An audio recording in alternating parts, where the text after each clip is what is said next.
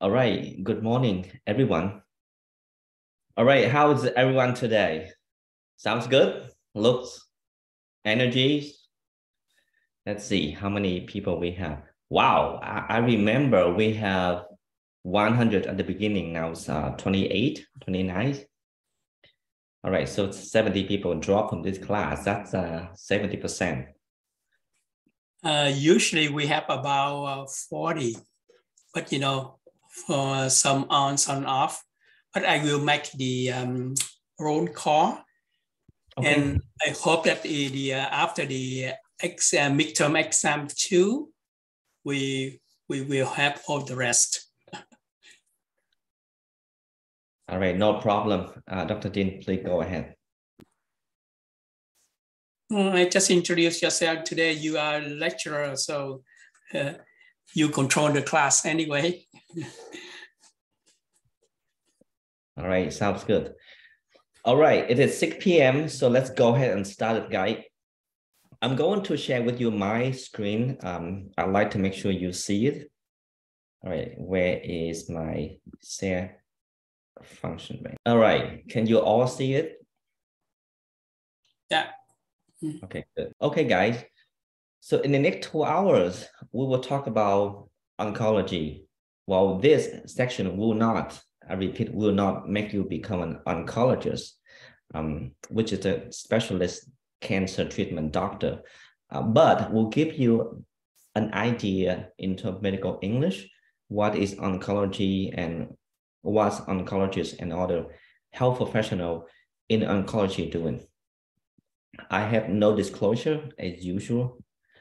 All right, the goal of these sections is learn about the overall training of oncologists and other health professionals in the US, learn and apply basic terminology in oncology. Now, I hope you already got my handout, and we have about 6 or 7 pages. I know that's a lot of term, right? So that's okay. I will test every single one of them. No, I'm just kidding. I know, it's okay. Don't worry about that. You get to know those terms by hopefully the next few weeks. And lastly, I'd like to introduce you a concept of deliver bad news.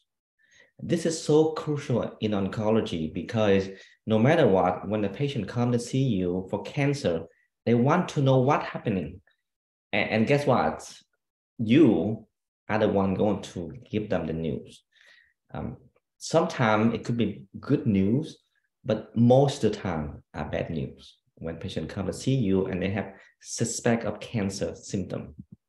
All right, so this is our life for tonight. And stop me anytime, raise your hand or jump in for any question, and we go from there. We will talk about how to become an oncologist in the US. This is important because there are many types of oncologists here. I repeat, there are many types, and you will be surprised to learn each of them. And then the role of family doctor and oncologist, how they work together to take care of cancer patients. And then what are the oncological health professionals, nurses, nutritionists, pharmacists, physical therapists, and those play important role in cancer care. And then we spend about 45 minutes to talk about terminology, which the handout I hand to you. And lastly, we practice in group one by one by bad news. All right, I don't know if you remember this slide. This is a very busy slide, but basically to show you it takes a lot of time to become a doctor in the US, and even take longer to become a cancer doctor, or we call oncologist in the US. Now, we usually start with 4-year undergraduate and then 4-year medical school and then residency, fellowship. And then in between, for oncology, some people decide to take a few years, 1 or 2 years, finish the master, or even some of them finish their PhD this time. So it could take longer than usual. All right. So before I start, let me ask you this. Do you know how many types of oncologists you see? In US, there are 4 types of oncologists. This is so crucial because each of them can treat a different type of cancer. And we work together. I mean, we mean them work together. The first one we call medical oncologists. This is perhaps the most common one, the one you saw on TV, the one you saw on Korean drama, right? This is the one that most popular, and they think, oh, this is the cancer doctor, but they're just one of them. In order for you to become an oncologist, it takes you 13 to 14 years. Now, the longest one perhaps is their residency and their fellowship training. They all internal medicine trained. They have to go to internal medicine residency for 3 years after 8 years of undergrad and medical school. And after that 3-year residency, they apply for fellowship, usually 3 or 2 years. Now, most people nowadays, they do a combined oncology and hematology residency and a fellowship together. So that's 3 years. When they finish, they are both oncologist and hematologist. So hematology, perhaps you heard or you learn about that, especially somewhere, but today we focus on oncology. The second type of oncologist we call surgical oncologist. This is the surgeon. They going to remove the tumor. And this type of one of the most intensive training if you ever want to be. So they did 8 years and then 5 years of general surgery. They do 1 more or 2 more years of fellowship, usually now 2 years, not just 1 year, oncology surgical fellowship. So what do we do? They do breast remove, they do breast reconstruction, they do lung cancer remove, they do all kind of surgical intervention. So this is very crucial because a lot of time, for example, stage 1 or stage 2 cancer, you want a curative intention, which is we want to remove cancer completely, and we need surgeon, and those the one that do surgery. The medical oncologist will work together with the surgical oncologist to give chemotherapy, to travel along to see whatever the patient needs. The next type of oncologist is radiation oncologist. This is perhaps one of the very rare and you may not heard about. This guy is the guy that don't do a lot. I'm just kidding, they do a lot, but they behind the scene. What they do is they use radiation. You know, radiation like microwave. So focus energy beam into a cancer area and treat. Basically, you burn a cancer tumor by heat. In order to do this, they underwent a very long training, usually 13 years. You can see right now, they do 5 years resident. And then when they finish, they use really high-end technology. For example, if someone presents with laryngeal cancer, so they will focus that energy beam directly to the tumor, and they use 3D technology to navigate the beam to the exact location of the tumor and deliver the highest density of heat to destroy the tumor. It's a very unique but also interesting specialty. If someone loves to do cancer but high-end technology, this is the one. The last one we call interventional oncologists. So those are the one usually trained as radiologists. What they do 5 years of residency in radiology, not to mention 8 years before, and they do 1 or 2 more year fellowship to become image guide specialists.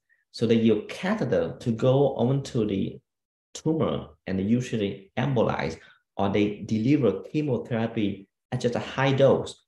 For example, liver cancer, they really want to focus on that area, so they use a catheter from the femoral artery or vein and they go up there and then they go to the tumor and they deliver chemotherapy directly to the tumor. If you think about it, this is actually the future of cancer. We try to localize, we try to focus so much on the cancer itself. We don't want to use systemic treatment like chemotherapy anymore because systemic treatment comes with many side effects. Overall, you can see there's 4 types of oncologists and it takes many, many years to become an oncologist in the US and it depends. But as I said, the most common one you saw on TV is medical oncologist. But the other 3 work together. They all work together to treat cancer.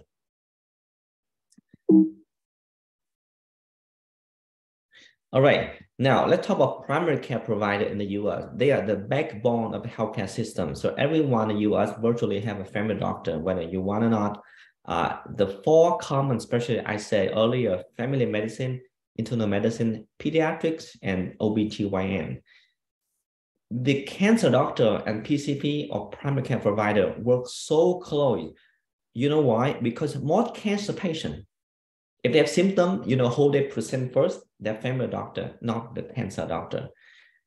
So primary care doctor screening for cancer, for example, someone smoke, someone losing weight, someone have short of breath. What you do, you do CT of chest without contrast, and you'll find a tumor, and then you refer to the oncologist. After the patient was treated by the oncologist, the patient come back with family doctor, and they taken care again by the family doctor. So this model so crucial that the PCP and the oncologist should work together. And many times, a family doctor, usually internist, they can initiate the care. They can do more than just family doctor. For example, in our office, usually what we do PET-CT at the same time. We also order genetic testing for cancer.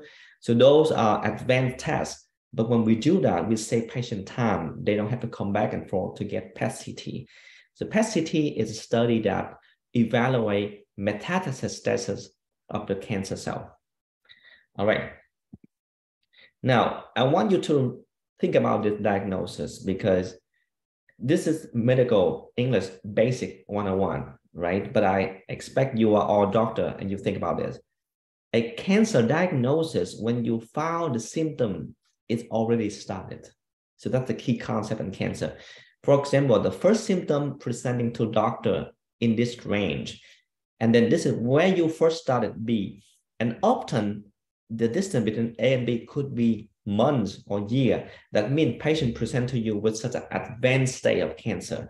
Now, you missed all the window right here. So in cancer care, we try to make this window as small as possible, because the earlier we can detect cancer, usually the better outcome for treatment. You all know that, but this is crucial.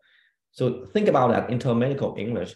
You really want to talk to your patient in a way that you can make sure that you evaluate for cancer in almost every one patient come to see you. All right, let me just stop right here to see everyone. So far, so good. Any questions so far? I don't want to make everyone sleep. Let's see. Okay, good. All right, let's keep going. Are we good, Andin? All right. Go. So moving on to healthcare professional in cancer care. The first one I like to say is nurses. And I will tell you, this is one of the very, very important, and people just sometimes they don't remember or they forgot. Why?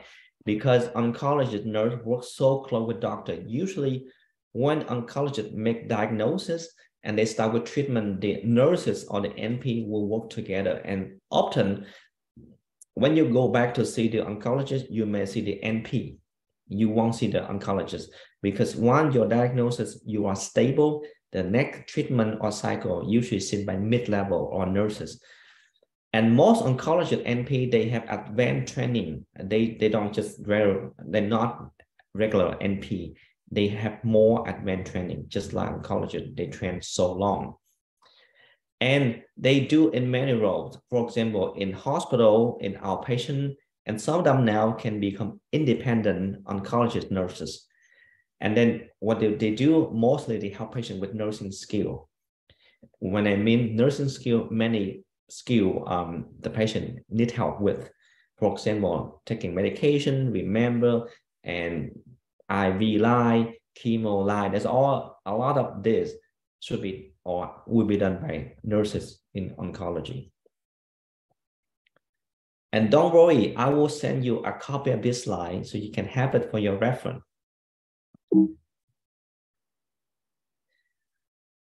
I'm not sure if you remember this slide in the past, but in the US now, we have so many degree options for nurses, and some of them take really long and they become doctorate.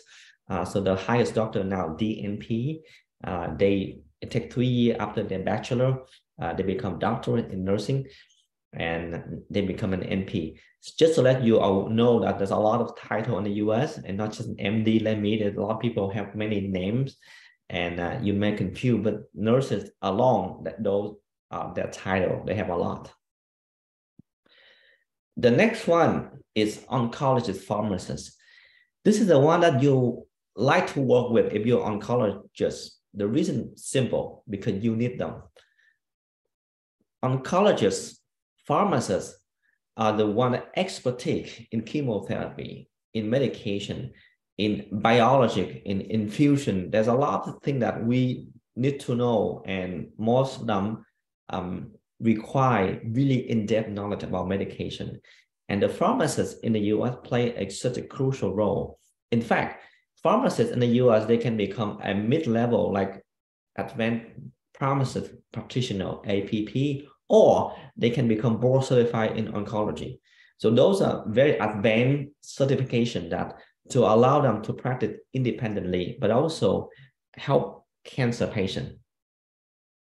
If you have, let me stop right here and ask you this. If you give chemotherapy to a patient and the patient have a reaction, what would you do? Let's start some interesting conversation around here and see what is everyone answer. So jump to me and talk to me. Anyone can raise your hand. If you are, well, first of all, introduce about yourself, whether you're a student or you physician, or if you are a doctor, what specialty, and what would you do if you have a chemotherapy reaction? Okay, let's go. All right, if you guys tonight, I will pick a number and then I will ask. Let's see, what is my favorite number today? Let's see. It's really, okay, how about 46? I just saw 46. Hello, Dr. Wynn. My name is Nguyễn Thị Thanh Hiền, and I'm a medical student. After listening some slide that you speak, I understand most of them, but there are some abbreviation that I don't understand. So I want to ask you about R and what does this mean, and NP, what does this mean? That you show on one slide before. Yes. Yeah. So I have this one right here, so everyone can see that. RN stand for registered nurse, NP stand for nurse practitioner. So those are the terms. Now, yeah. So Ms. Hiền, what would you do if your patient have a chemotherapy reaction? For example, if you induct, let's say methotrexate, and then patient have nausea, vomiting, what would you do? Could you repeat your question and speak slower? If you are treating a cancer patient and you give chemotherapy. Chemotherapy. Okay. And the patient having nausea, vomiting, what would you do? Nausea and vomiting. I think the first thing I need to do is I will stop the chemotherapy, and then I make the patient to lie on the bed to relax. Maybe I think I will tell to their doctor who treat to their patient. Maybe. No, I think that's a good start. Okay. So the next question for you and everyone in the room is, so you will contact your attending, right? Your supervisor, your resident, or whoever hire. But besides stop taking chemotherapy, like let patient stop that, what else would you do? What else? Anyone can jump in. Can I answer here? Yes, sure. 61. 61, go ahead. Yes, I think I can continue to use chemical for patient, and I will ask those patients just because that medicine is make you cough and vomiting. So the patient will know that's medicine that is a need for the treatment, and Okay. I use some medicine to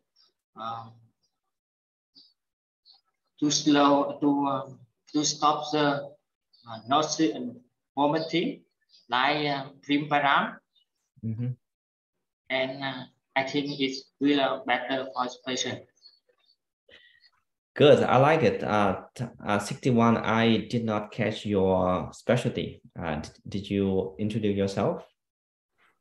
Thank you, teacher. I am Dr. Thor. I'm from Hatting. I'm endocrinologist. Okay, I remember. Okay, endocrinologist. Okay, good. Thank you, teacher. All right. Anyone else? Okay, can I? Yeah. Yes, please. I think that before we start any kind of treatment to the patient, we actually we would like to explain to the patient what is the benefits and also the side effect of the chemotherapy. So it would include the nausea and vomiting, and how we could help the patient overcome it. Like we can use some medication like adjuvant to make it better for the patient. So when it happened, I think that both the healthcare professional and the patient already know about it, and together we work together to make the patient better. Yeah. I like it. I like that answer. Okay, guys, come on. You have, okay, I saw 43 people come in. It's much better now. And then I saw 28 to start with, but all right.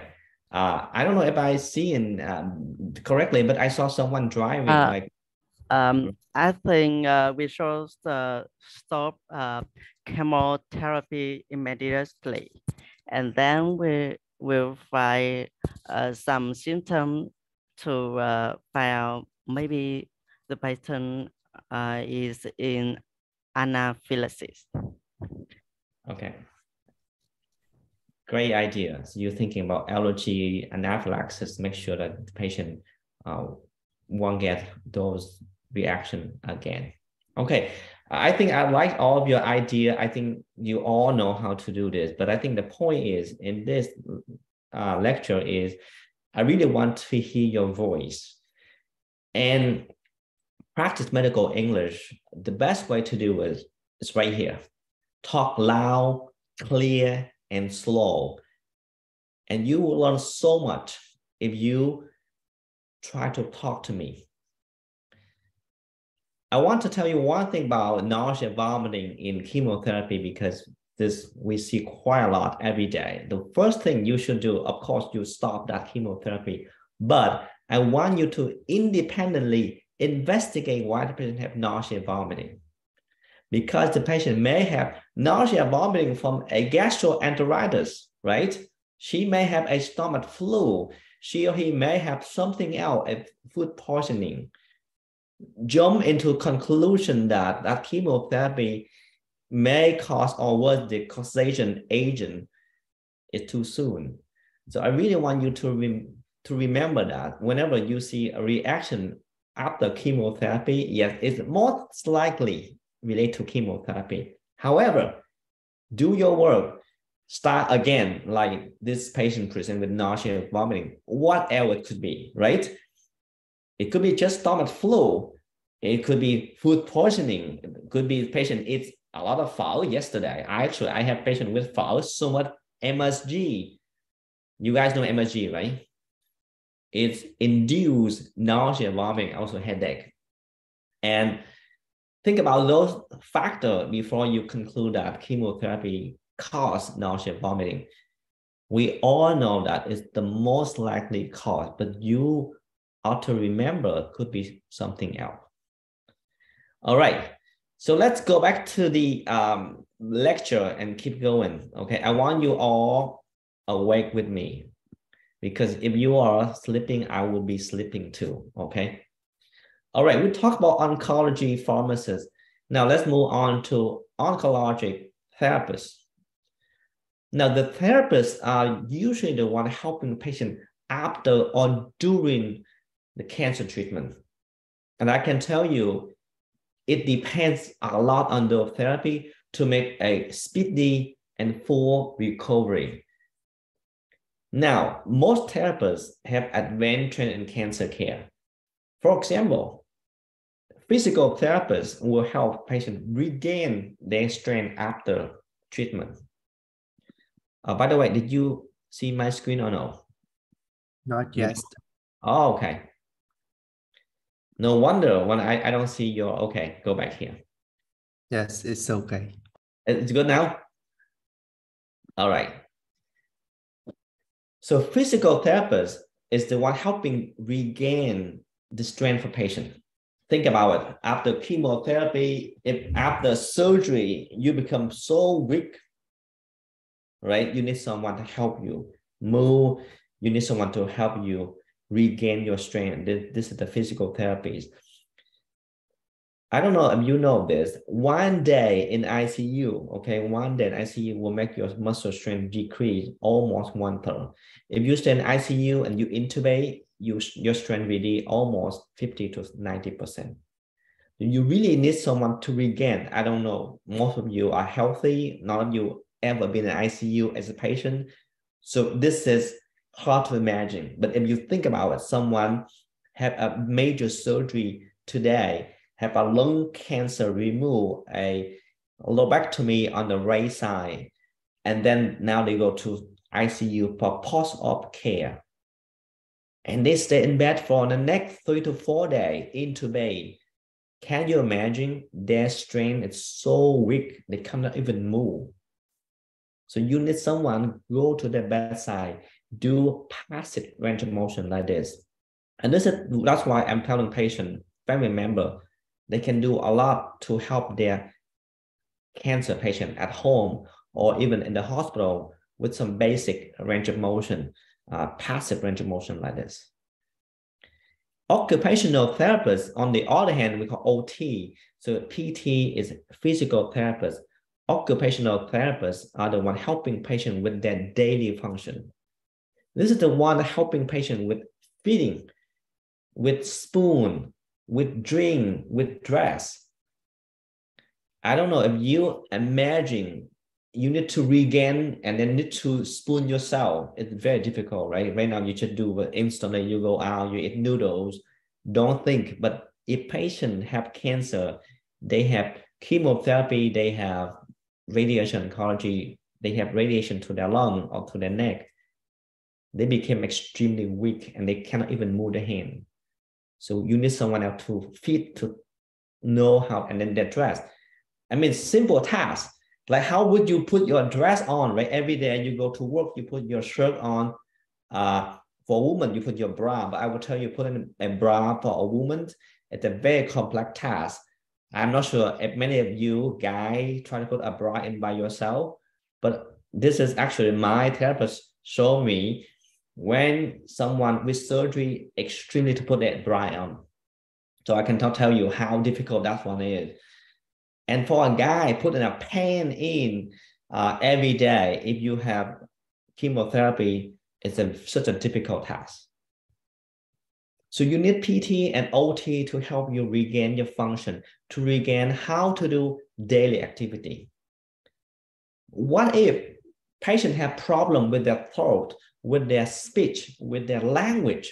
Then we have speech therapists helping with swallow function, with teaching. And those are really helpful for cancer with the ENT or head and neck cancer. One last item is we have psychologists, we have cancer psychologists, or with mental health counselor. Why? Because those are the people that help people with coping with people that depressed. Most cancer patients, believe it or not, they're very depressed. They usually they won't tell you. So if you ask a question, hey, bác khỏe không? I mean, the answer is, bác khỏe lắm con. Okay, just to tell you how depressed they are. So don't ask those questions. It's just don't ask questions like, oh, no. They, by definition, they depressed.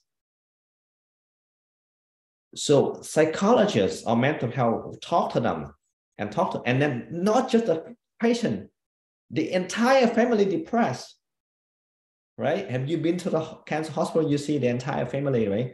All of them are depressed, and they answers, and they're very scared because they don't have, I'm not sure they have money, they have insurance, they have all kind of things that. So we need people to talk to them, and those are mental health specialists. They are psychologists, they are psychiatrists. All right, now this is one of my favorite topics, and I will tell you this has been a very interesting topic lately. Nutrition and cancer. I don't know how many of you, just to do a quick hand. How many are interested in nutrition? Just raise your hand. Tell me, doctor, how many of you are interested in nutrition? Okay. So let's see how many of you. Oh my gosh. So most of you not interested in, oh, okay, good. So most of you interested in nutrition. This is great, because I will be very disappointed if you're a doctor and you don't care about nutrition, because nutrition is the number one factor and people usually overlook, right? We don't know, or we forget how to talk to patients, right? And you know what? If you don't tell your patient about nutrition, cancer patient, how to eat, you know who will tell them? Facebook, their friend, not you, okay? They will tell the patient, drink this, eat this to treat their cancer. And it's costly, it's not evidence-based, and many times the patient die. So I strongly advise you guys, all of you here, okay, learn about nutrition. And where you can learn it, it's online, it's offline, you go to the hospital, learn from someone else, but extremely easy to learn nutrition. In the US, most medical residents, my residents learn nutrition during their GI rotation, but I require them to learn during my rotation too, because this is so basic.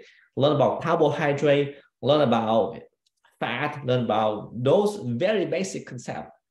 And you talk like a pro compared to someone. Okay, let me give you one example. I feel very interesting. I heard that some movie star in Vietnam, some celebrity in Vietnam, they talk about nutrition like professional. And I was shocked how wrong they are. But people believe because they talk so good. They say, well, this food will cure cancer. I guarantee, buy it. And guess what? Patient buy it. Now, you as a doctor, you should, or at least tell patient about good nutrition. And what is good nutrition? Let's go back to my slideshow here. And this is, I talked to some of you, or even talk on my YouTube channel in the past, and I use NIH guideline. But the bottom line is you need a well-balanced nutrition for your cancer. What it well-balanced means? You need everything. Now, if the patient taking chemotherapy, they become immunocompromised, you don't want to give raw food, right? You don't want to increase risk of infection. You really want to encourage fiber, well-cooked foods.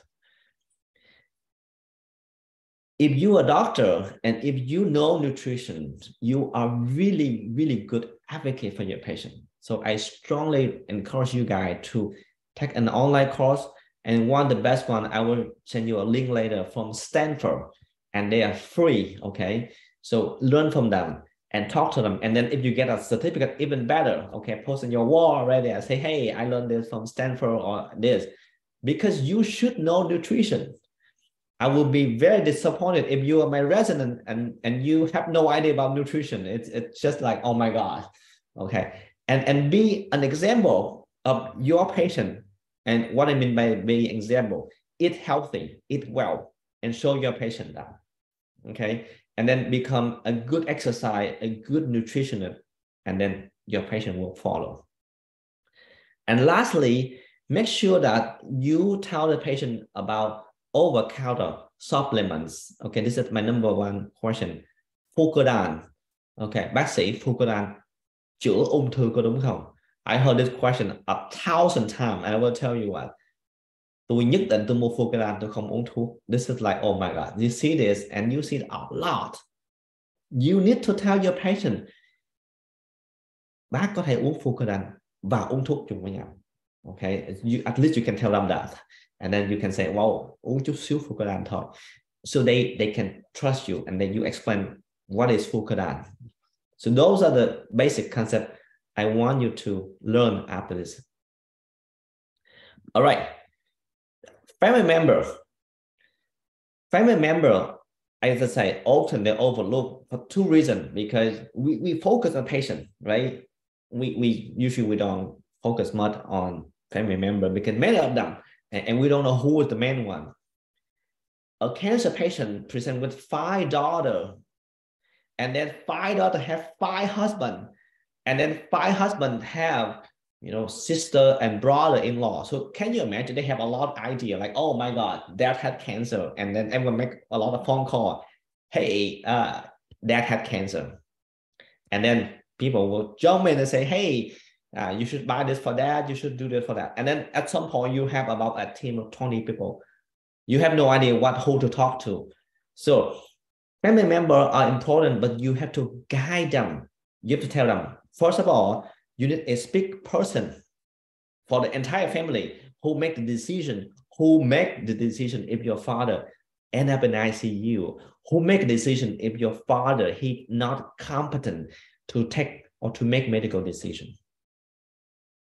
So that's the first thing. And then after that, you have to talk to this family member every day, like really close, to tell them what it is. And then once you play that role, they really good team member. Now, if you don't do this in the US, I will tell you many times they become your enemies. And what mean enemies? They will file a lawsuit against you because you don't talk to them. And even you talk to the patient, but you don't talk to a family member, they can still sue you because this is their father. So think about it. You have to include family member in cancer care, period. You must include, you must have, oh, bác, bây giờ bác bị ung thư, cái người thân nào của bác muốn nghe con nói chuyện. So that's it. You can talk to the daughter, you can talk to the son, you can talk to whoever, but you need to include a wife, ex-wife, girlfriend, boyfriend, whoever. Talk to them. Okay. All right. So now let's change gear and go to terminology, because I think this is the one that I sent you. And then I believe you post this online already, right?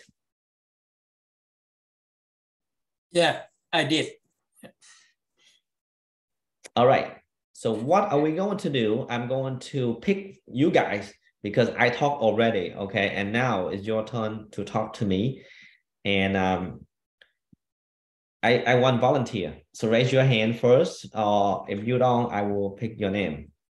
And this is very simple, guys. I want you to start with me with those terminology. And then we will go along and practice, for example.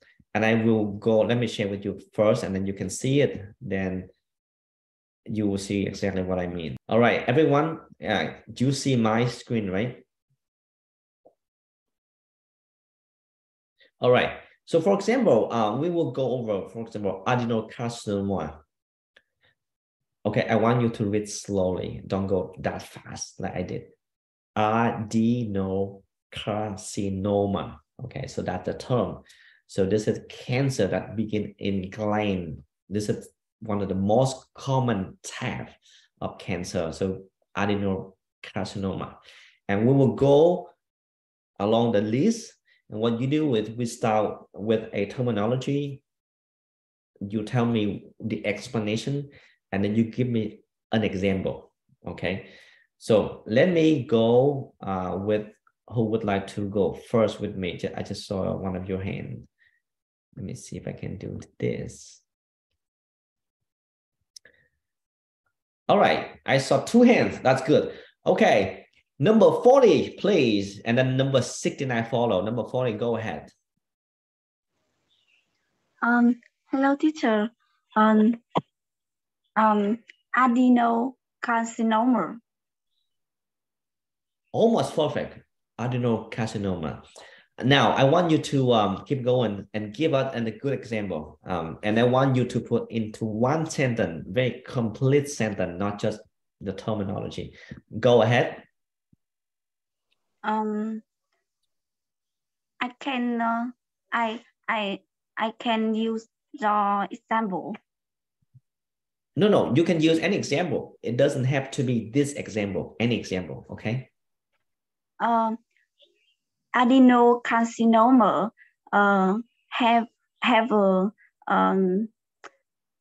adenocarcinoma is the most kind of cancer in internal or in our organs.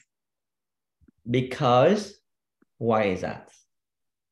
Because our organs is structured by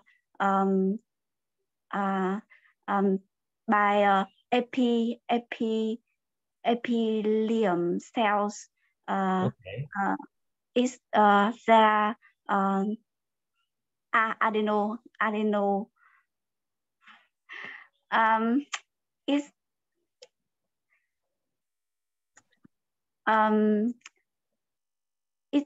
There it contains adenoid cells and okay. I forgot the other cells. Okay, you did well, okay. But I would give you a big hint, just look at the note. Because many internal organs make and release substances in the body, such as mucus, digested juice, or other fluid. You see that in the terminology? That is right. So that's all you can say. Because most of our body are internal organs and they secrete fluids, right? And that's why most of them are adenocarcinoma. In fact, this question is a very common question, but I will tell you, most medical students do not know the answer. So I asked them, why adenocarcinoma is one of the most common type of cancer? I look at me like, oh my God, I think this is such a difficult question.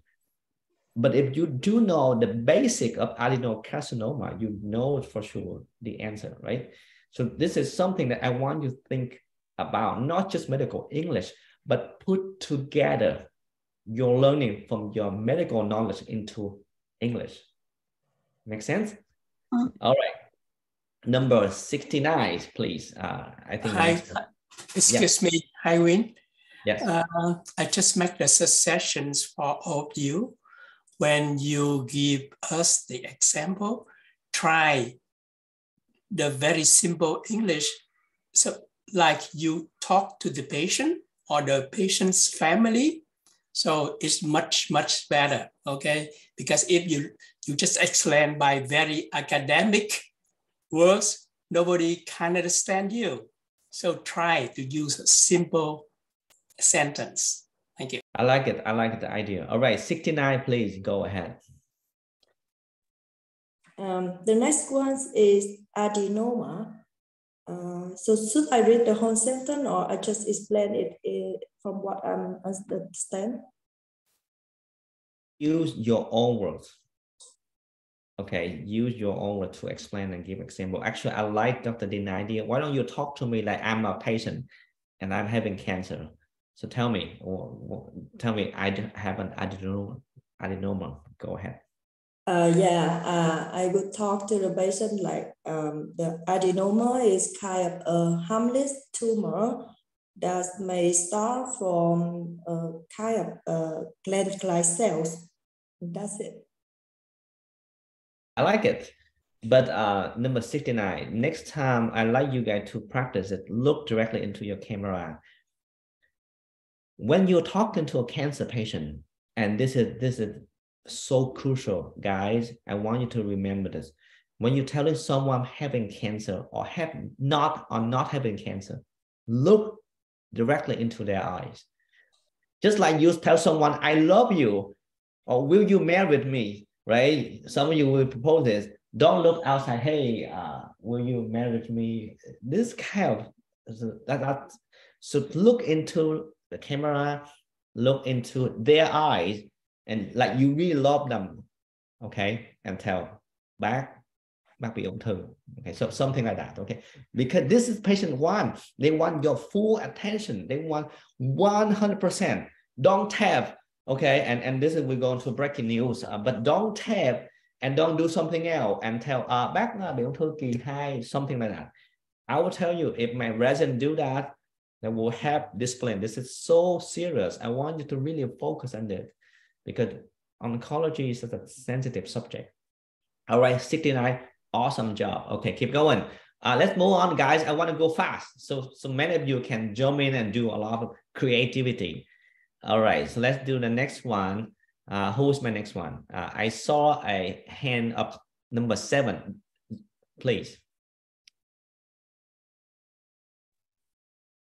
Okay, so the next word is adjuvant. Yes. Yes, because you have a cancer and after we are cut out your tumor, we need some adjuvant therapy to lower risk of developing a newer cancer, a newer tumor in the body. Excellent, I like it. Yes, thank you. All right, next number. 62, please. And yes, the next word is benign. Benign means not cancerous, and in case a patient has a suspected tumor and after biopsy, the result is benign, I think it's really good news for the patient because it's in most cases, it's not dangerous and it's not spread to other parts of the body. Okay.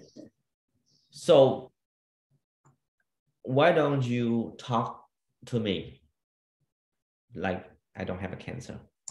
Let's do it. Yeah. Yeah, thank you. Thank you so much.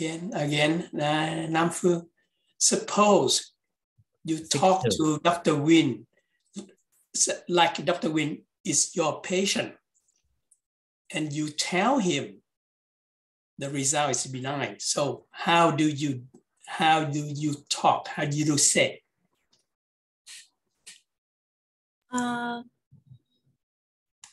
I will say that this tumor is not cancer and is not spread to other parts of your body, and I think it has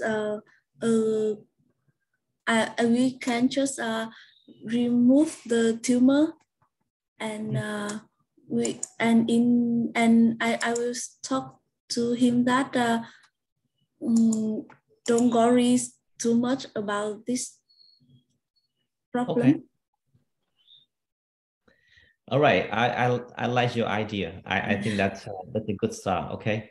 All right, guys, keep going. I would like to see more of you participate in this game. Okay, because I think the more, the better. All right. What else? Who else here? I have 62. All right, let me pick some good number. All right, number 6, Dr. Tung, 06. Yes. It's the next term is the biomarker testing. It's about where we test for define or deny or discovery the type of the type of the cancer. Maybe we use the blood test or something we can use by a specific therapy like targeted therapies, genetic testing, or maybe molecular testing to find them. Okay. Can you give me one example of what is a biomarker? I think you mute. I have my own example. For example, is it maybe like I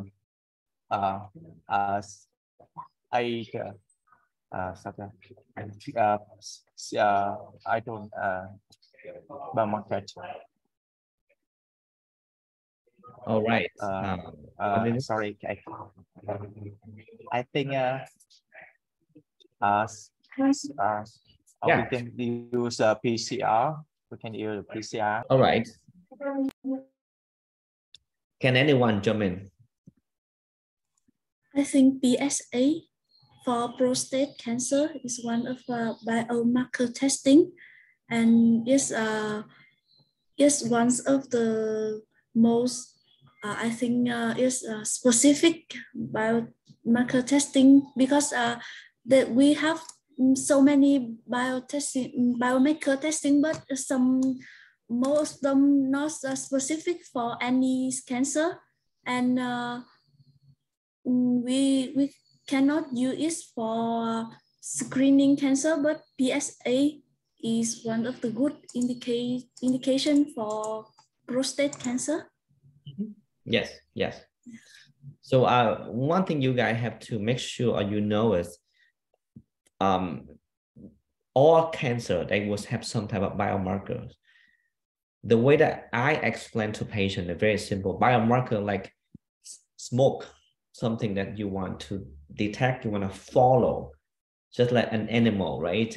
You have a tiger, think about a big tiger, or let's do a cat, year of a cat, but let's say tiger.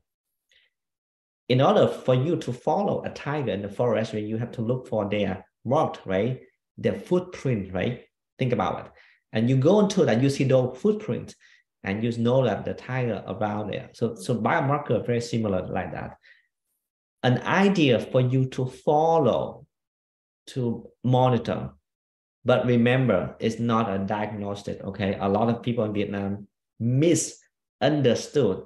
They want to do all biomarker and come back to tell you, hey, do I have cancer? That's a wrong way to do that. And it's a very messy situation. So you as a physician understand this, not just from a understand about definition, but also application. Okay, guys. So let's move on to the next one. I'd like to see more of you guys activate. Let's say something. Number 20. The next word is biopsy. Okay. Biopsy. Biopsy. Yes. Biopsy. Yes. Biopsy is a procedure. It's by a pathologist. The removal of cells or tissue for examination. And the tissue under a microscopy or perform other tests on the cell or tissues.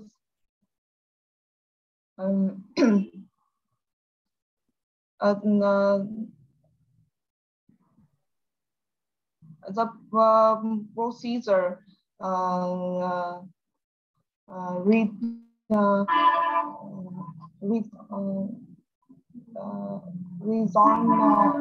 is the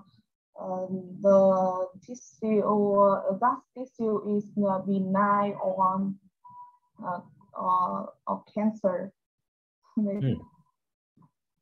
Yeah. Okay. So biopsy, it's a procedure like you mentioned. But you have to remember, sometimes biopsy could be very small, but could be very big. And I will tell you one of the most difficult biopsy that you may heard is called brain biopsy. Have you heard about that? Brain biopsy. And I don't know how many, is any of you here at neurosurgery or neurology? No? No. All right. So in my specialty, sometimes we call vasculitis of the brain, and sometimes we have cerebritis, so the inflammation of the cerebral of the brain. And the only way that people can tell whether that's actually inflamed is take a biopsy. But let me ask you this, would you let someone biopsy your brain? Right? It's a very delicate procedure, and I will tell you most patients will say no, right? Because, so the point is, not all biopsy are amenable. Not all biopsy are doable. Okay, so if someone with brain cancer, what we like to do, we do MRI, we do non-invasive technique to make a diagnosis. We don't really go to the brain and say, hey, I need to take a piece of your brain to see what type of cancer is that. It is very scary. Okay, the moment the patient listens to that, I say, doctor, what are you doing? Are you trying to kill me? So biopsy doesn't mean that you can always do all the time. That's the bottom line. You have to realize there's some biopsy that's not simply feasible because of the complexity of the disease. All right, let's keep moving on, guys. We have a lot of lists here, and then let's move to the next page. Who is my next one?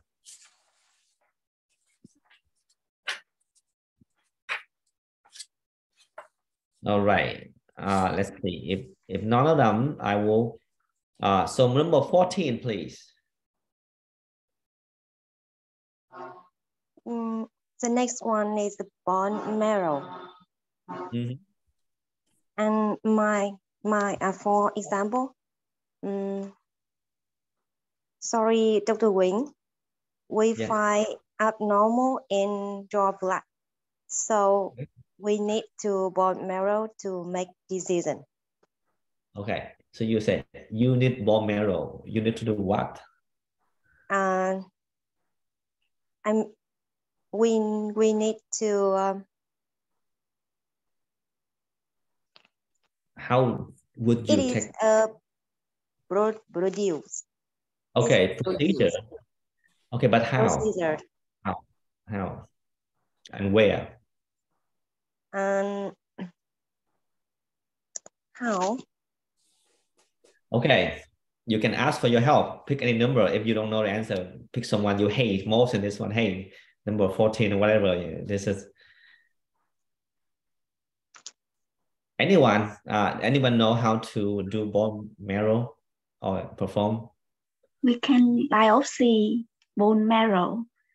Okay, bone marrow, but how? How would you do that and where? We use a needle to insert in the iliac of a patient. Okay. To take the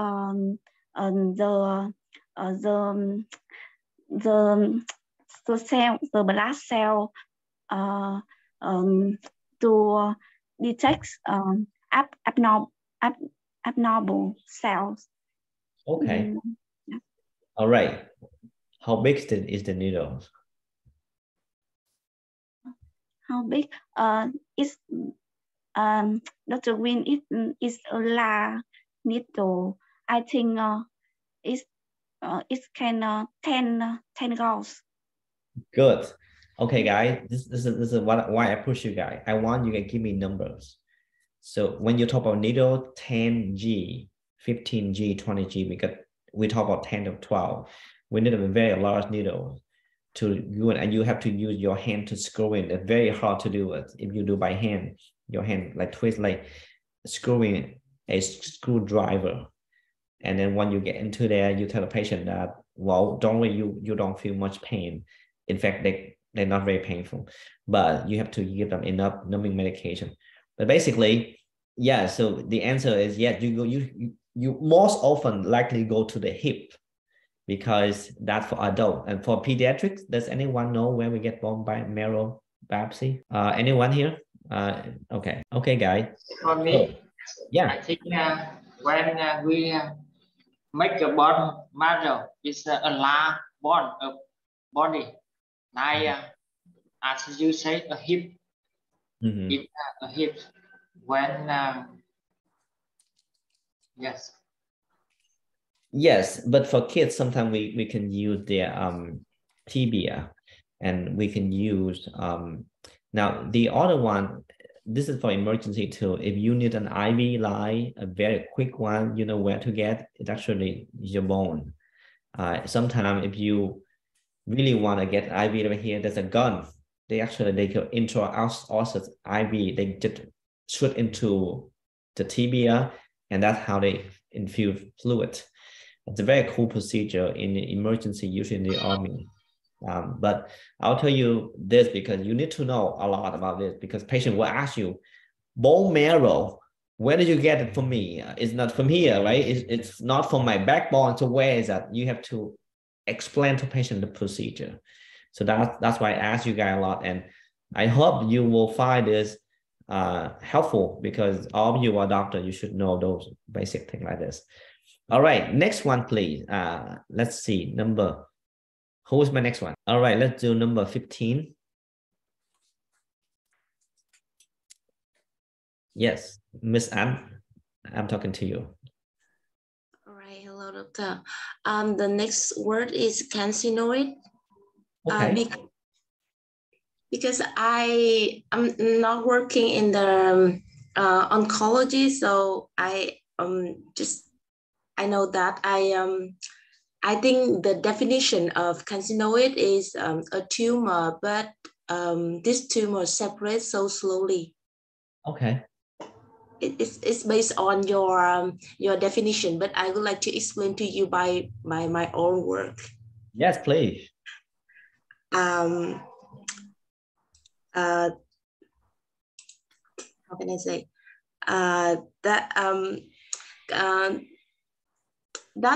that occurs when a rare cancerous tumor called a carcinoid tumor secrete a certain chemical into the patient's bloodstream.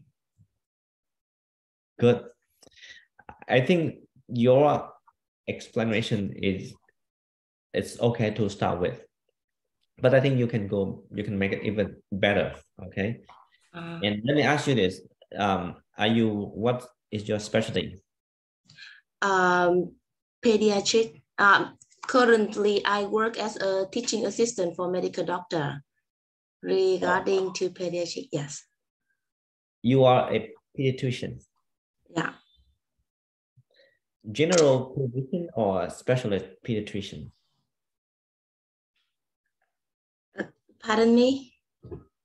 Are you a general pediatrician or are you a specialist pediatrician? General. General. Yep. Okay, so you know that pediatrician, they subdivide into many sub-specialists, right? Yep. Cardiologists, we have oncologists, pediatricians. Oh, I forgot to tell you guys, when we talk about medical oncology, you should remember medical pediatric oncologists, because those are specialists, treat cancer doctor in kids. And is any of you here are pediatric oncologists? No? I heard that. I heard that before, but I didn't search some information about it because I think that is a really, different from my, different for me to understand all of this. So that's why I don't want to focus on the knowledge related to oncologists, pediatric. All right. Okay, guys, I want you to do one thing for me. Whenever you talk to me, do not use your hand gesture. Try to do this. Okay, sorry. No, you can use your hand down here. When you're talking to a cancer patient, like I said, look into their eyes. If you don't know what to say, don't say anything. I tend not to say, don't try to tell something, but you don't know what to say. It makes you not very professional. I know that this is not a cancer class, but every single thing I can, if I can help you, I'll give you feedback, okay? Now, why don't we take a 5-minute break because we actually over 1 hour, and then we'll come back at 7:11, all right? And then we finish on time at 8 p.m. Now, in the next 49 minutes, I really want you to jump in and talk to me because this is your change. This is your time. This is why I'm here. So talk to me because we will go into deliver bad news. Deliver bad news is a very, very important subject that you know, even though you're not an oncologist, but at least try to play this, okay? And before you leave, I want you to pick a partner because both of you will deliver bad news to each other, okay? With me, I'm just listening.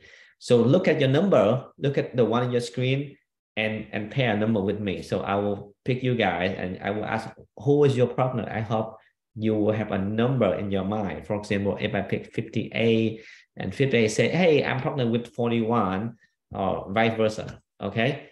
We will come back at 7:12 p.m. California time. I don't know what is in Vietnam time right now, but okay, guys, 5-minute break. All right, everyone, let's come back and finish in 48 minutes. I am going to continue our lecture today. Now, the terminology cancer care, if we have time, we'll go back to that. But I want you to continue to practice at home.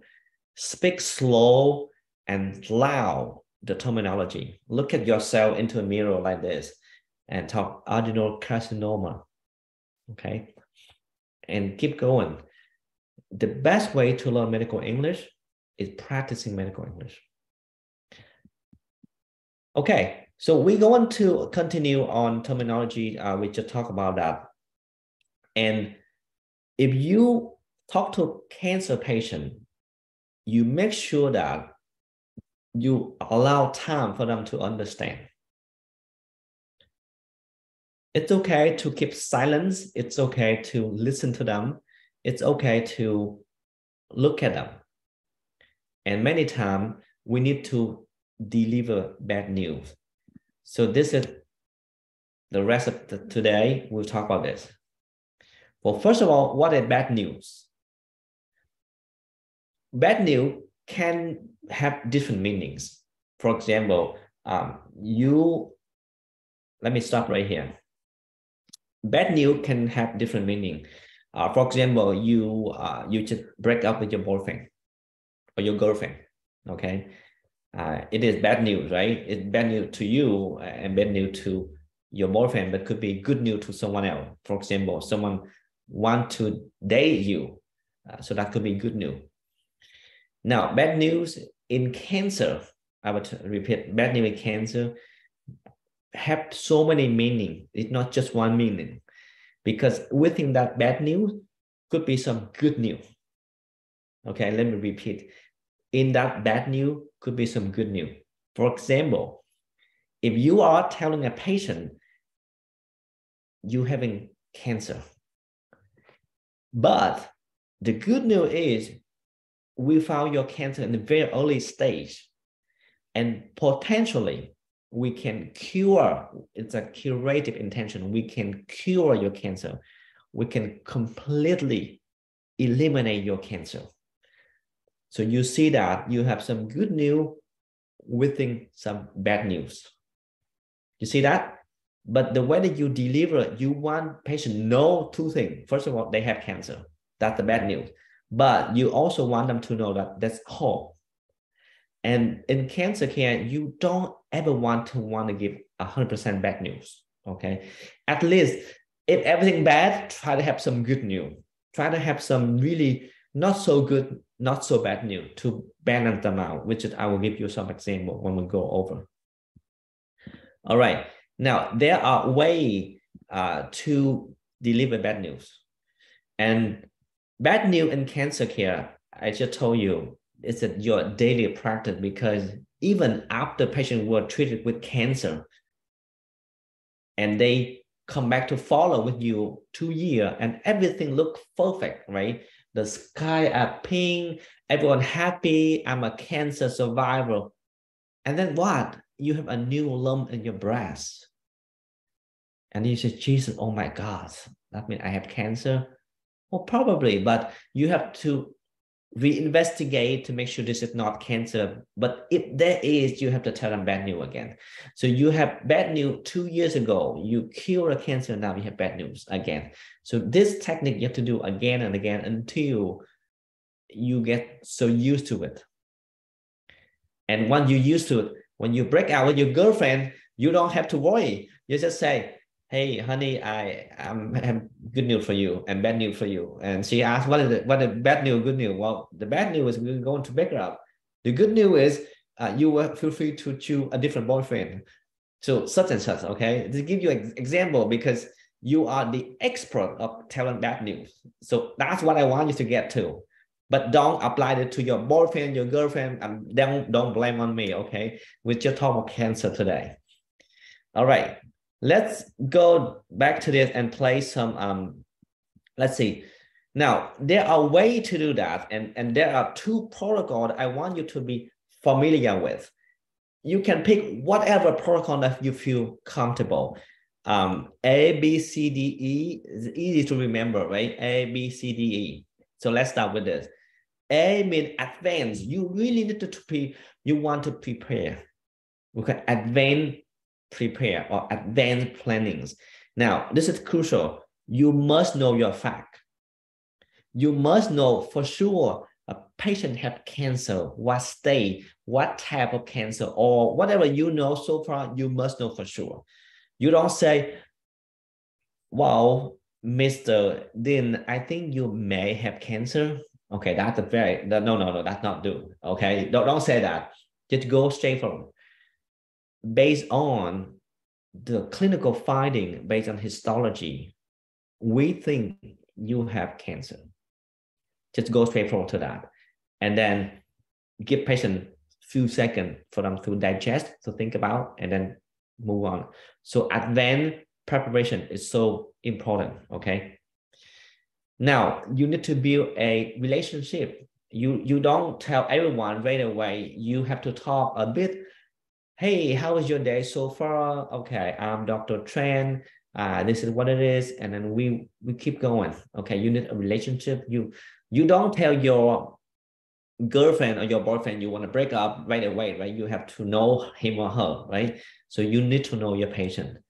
And C, communication. I will tell you, communication is so crucial in medicine. Communication well. You do not use medical jargon. Don't use a very long terminology. Don't use like thing that you may not even understand. Don't use something so complex. Very straightforward. We think you have breast cancer. And stage 1, stage 2, stage 3, based on this. And then we go from there. Now, D means dealing with family or patient reaction. And most patients, from my experience, or also I saw from that, they can react. Some of them, they cry. Some of them denying. Oh, I don't believe it. I don't think so, doctor. You're wrong. That's okay. Whatever their reaction is, you're ready. Because most of the time they will cry. But most of the time, you will surprise how people may react differently in just a few seconds. Some of them cry first, and then after that, they deny. They say, I don't think so. I think something wrong with your imaging, doctor. I don't think so. Okay, because they're moving around the phase of denying, okay, deny, acceptance, and then bargain. I don't know if you remember the cycle of, so those are the things that people can start with. And then the E stands for encourage and validate the emotion. You encourage them, say, hey, give them tissue, I'm here. And we try our best to help you. We try our best to treat your cancer. So it depends, but to me, ABCD could be a good protocol. Or you can go to break. This is, I don't know if you read my book, but this is my protocol when I deliver bad news. And bad news, this break one can be many things. If someone dies, someone have unexpected child born still, or if the child was born and dead, etc. So you can use any of those ABCD breaks. So breaks, protocol, background, make sure you know patient really well, know their clinical history, know family system, know everyone in the family, know everything about patient before you deliver bad news, okay? You really need to know facts about patient diagnosis. Report means building a good relationship with the patient. Explore, to say, hey, how much you know about your diagnosis or what you thinking you have. You can ask, bác nghĩ tại sao bác bị sụt cân vậy? Bác nghĩ tại sao bác gái nhìn yếu quá? You can ask those questions and see how much they know. And most of the time they will tell you, chắc là ông bị ung thư rồi, something like that. And then you can jump in and you can say, yes, bác gái, we're sorry, but we think bác trai have cancer. So those are the techniques that you want to, you don't go straight forward. You make sure that you evaluate patient emotion and make sure that you announce, you do not avoid. Okay, a lot of things people ask you, but why my father had cancer? He's only 46. Doctor, you wrong, something like that. And you don't say, oh, maybe I'm wrong, we need to do that. No. If you confirm, if you think this is cancer, go ahead and go for it. Don't go back and forth. This will break any trust between you and the patient and the family member. Do not do that. And then summarize. So this is the one I use for myself. I know the patient history, I talk to them, and then I explore how much you know about your diagnosis. And then I announce, I say, we think you have breast cancer, stage 1. And then I wait, and then I support. And then we talk about treatment, doctor, how good this and this and this. And then this is next, we go into the PET-CT, we're going to do gene testing, we do biomarkers, such and such. And then I always summary, well, I just want to re-emphasize that even though you are diagnosed with cancer, stage 1 breast cancer, there are many options that we can work together, and we will pick the one that fit your cancer treatment the most, and we'll go from there. Okay, so it depends on what protocol that you want to go, but pick one of them. I mean, if you have time, you can pick both, but no, pick one of them, and let's go into practice group. Okay, you guys ready? So you don't have to tell me. Okay, let's tell me that before this. Let's go to this. So we play role. One of you will tell your partner about a newly diagnosed cancer, and the other partner will tell this partners about unexpected someone died, family member of the patient. Okay, and then everyone can watch, and then we will end our class in this. Any questions so far with bad news? All right, I know it's kind of depressed, right? That's a lot of people don't want to go to oncology because you deliver bad news every day, right? Because this kind of thing that a lot of my friends say. But actually, if you go to medicine, I will tell you, you deliver bad news every day. You don't even notice. When you tell someone have diabetes, it's bad news, right? If you tell someone have high blood pressure, it's bad news. But we don't see that bad. We think cancer is bad. But I will tell you this, we in medicine, we in this business, we deliver bad news every day. Right? Whether you want or not, you tell someone hey, you have diabetes, you have even the mild form, like you have a common cold, it's still bad news, right? Because if you're common cold, guess what? You have to stay at home. You cannot hang out with your friend. So those are still bad news. All right. So let me go ahead and pick a random number I haven't seen so far. Let's see. Oh, I almost picked Dr. Mindel. I see a big M, so I don't know who is this big M on the screen. And that's now that's Dr. Mindel. Okay, let's do number 70. All right, Doctor, go ahead. And you have a partner yet? 70. I'm not choose I have not choose my partner yet. All right, who want to go with 70? All right, let's see. Actually, next to my screen is number 15. Thank you. 15, 70. Go ahead.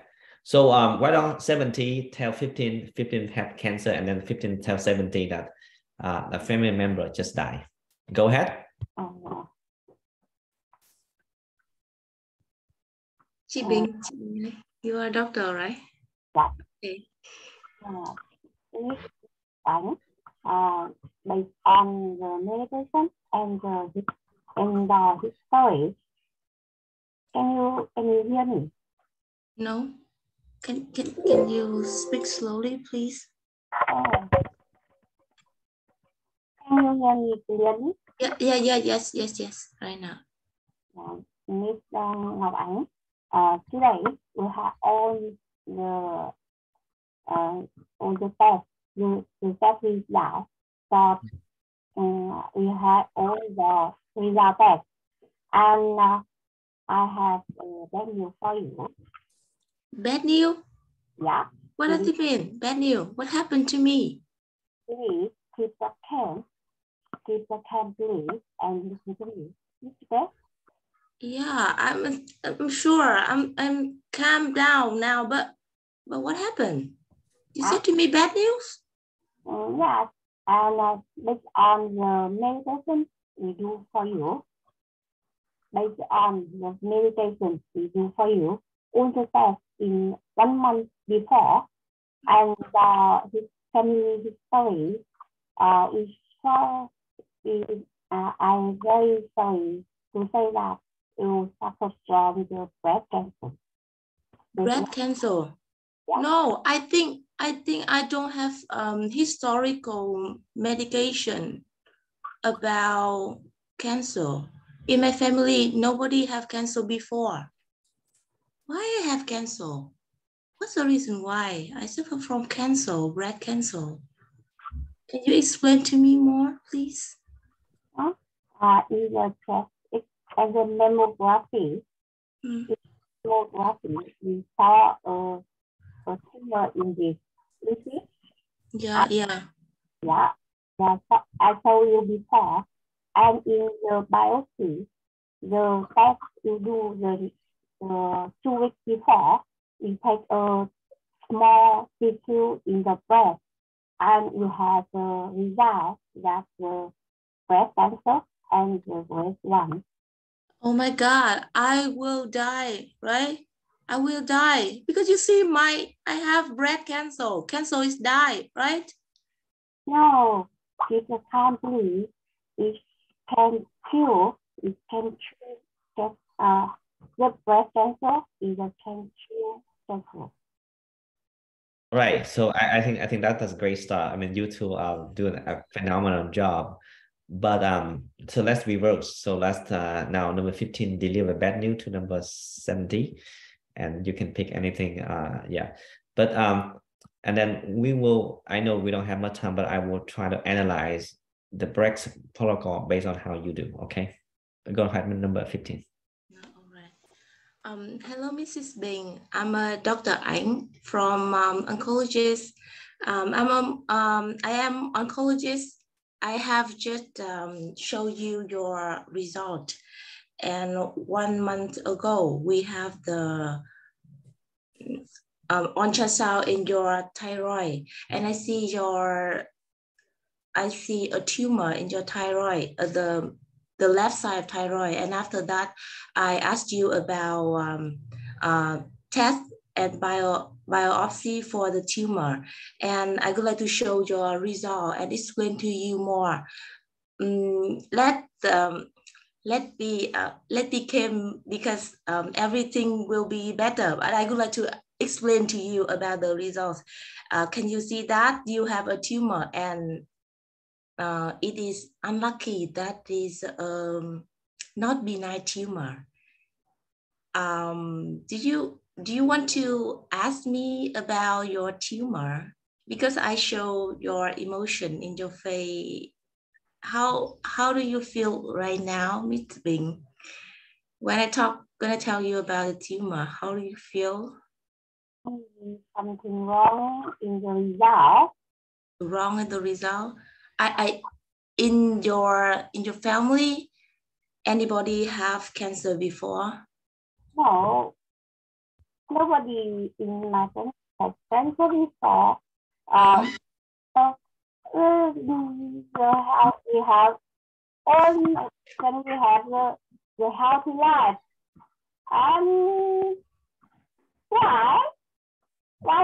Why you think I have not a benign tumor?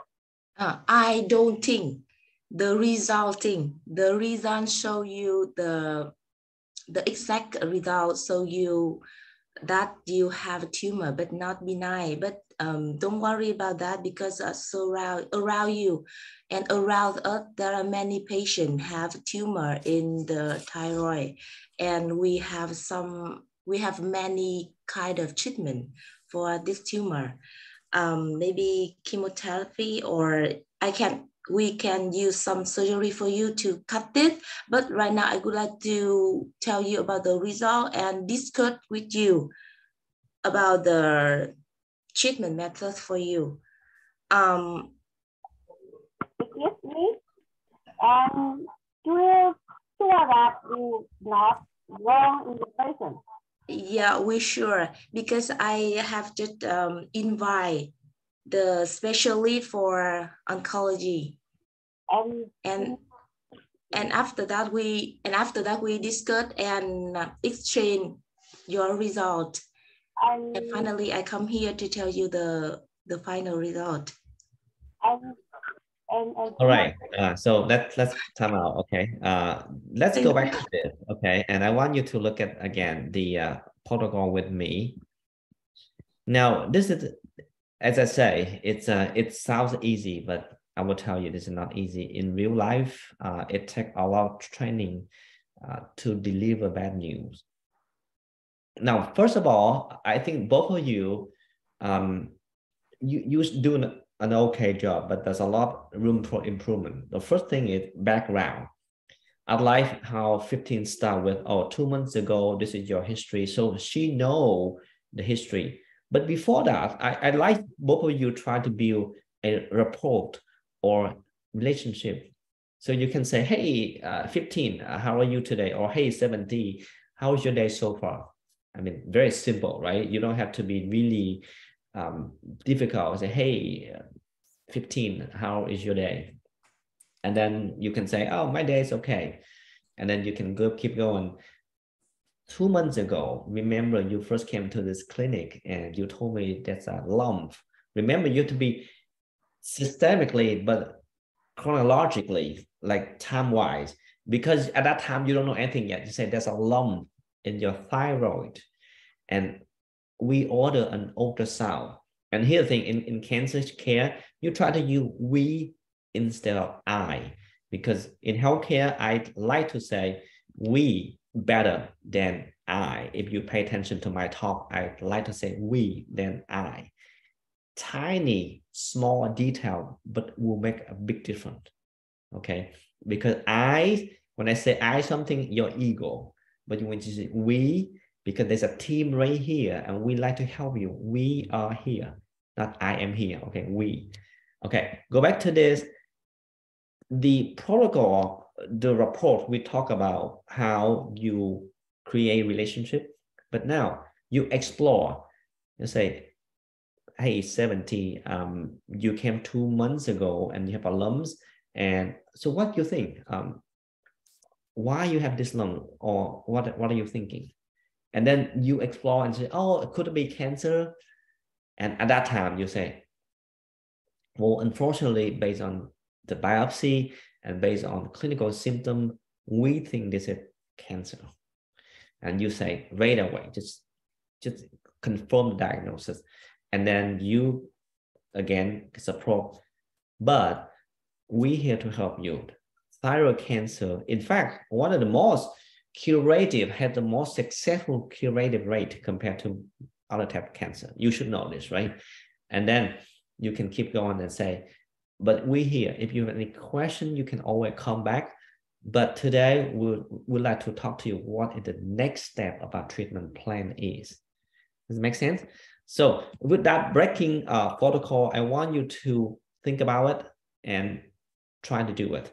All right, let's get a couple more practice, guy, and try to do really some good case. Whatever think about cancer, you think about it, but let's do it. Let's okay. I want volunteer. Come on, guy. This I almost picked Dr. Mendo again. For some reason, his M so big on my screen. All right. All right. Who would like to raise hand? Let's say I haven't seen a guy. Like 53. Dr. Hui, I haven't heard from you. All right. Yes. So what do you want me to do? I'd like you to pick a partner first, and then you tell that your partner that partner have cancer. All right. I can. I will. Pick any number you hate or you like. I can. I can pick a number. Yes. 7. Dr. Shut. All right, number 7. There we go. Hello. All right. So pretend that I'm a doctor and you are my patient. I will. Can we start now? Yeah. All right. Ready. Hi, Mr. Chet, and I'm your doctor. At the in the last month we have. I'm sorry.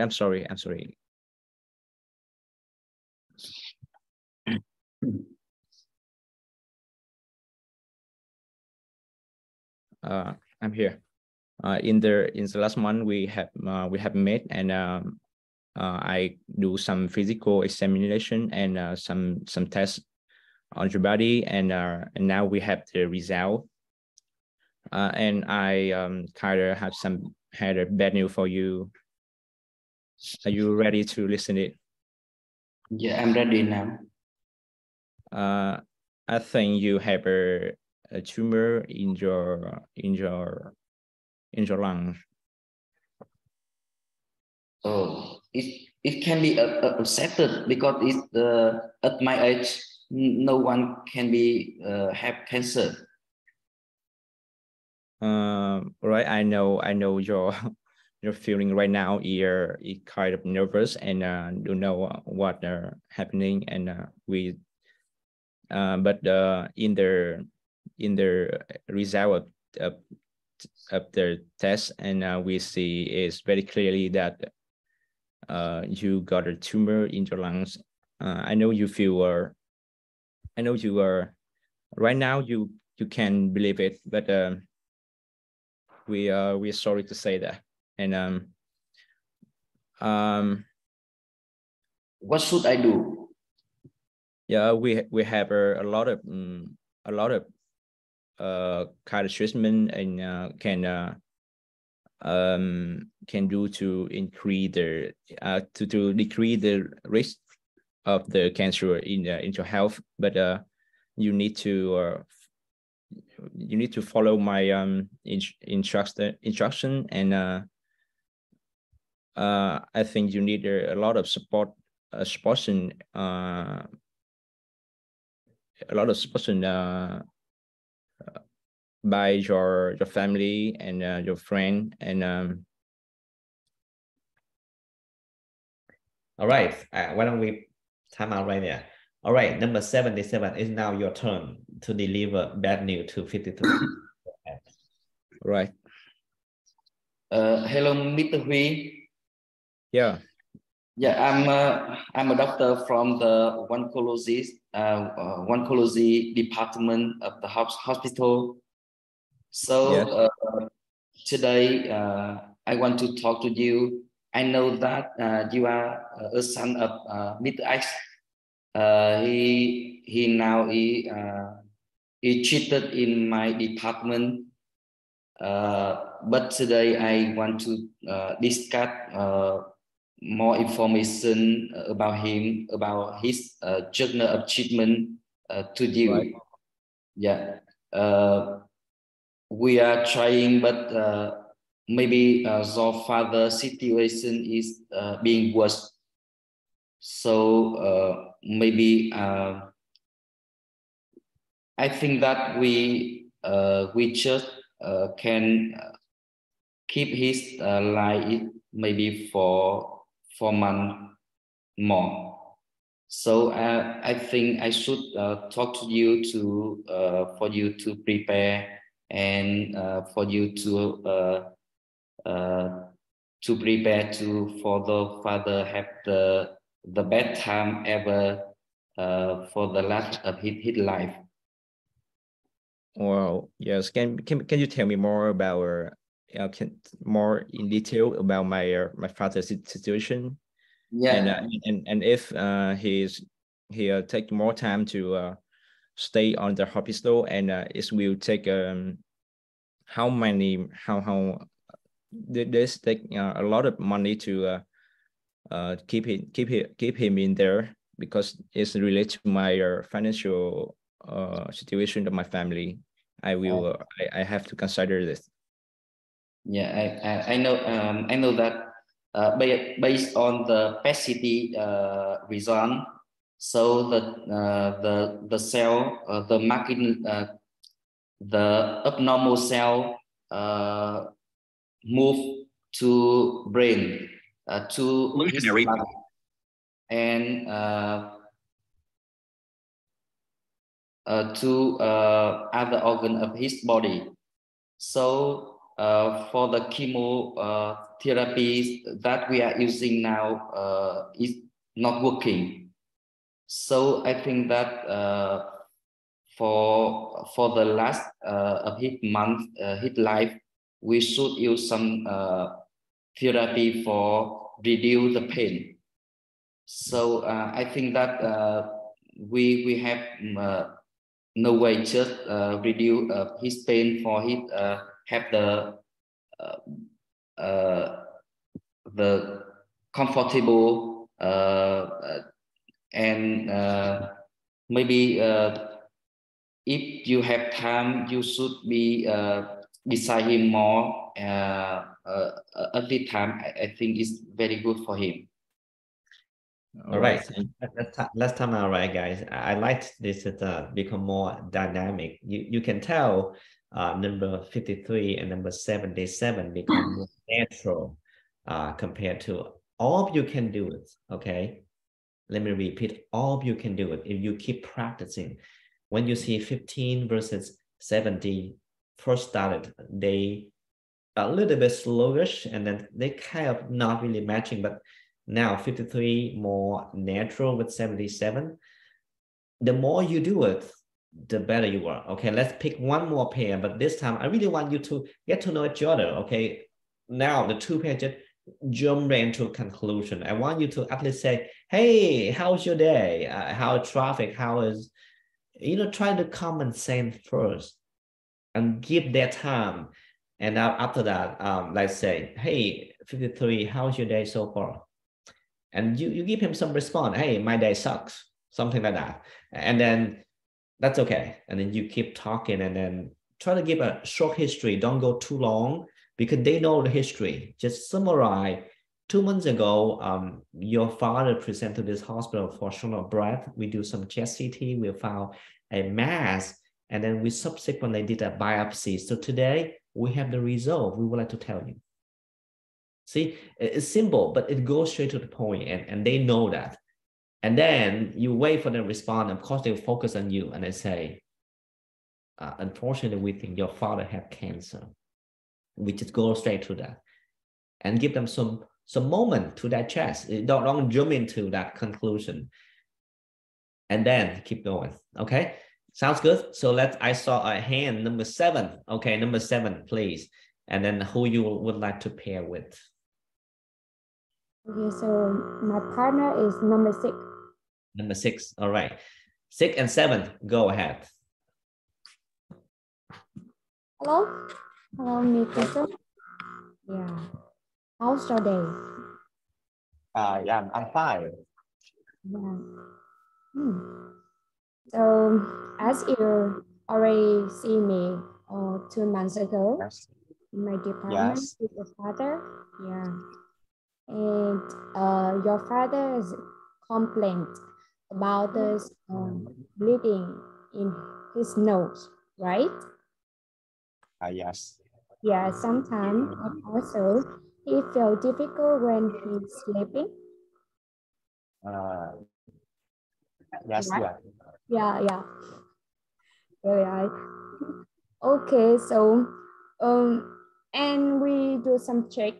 We examine your father already, and we find a lymph node in his leg.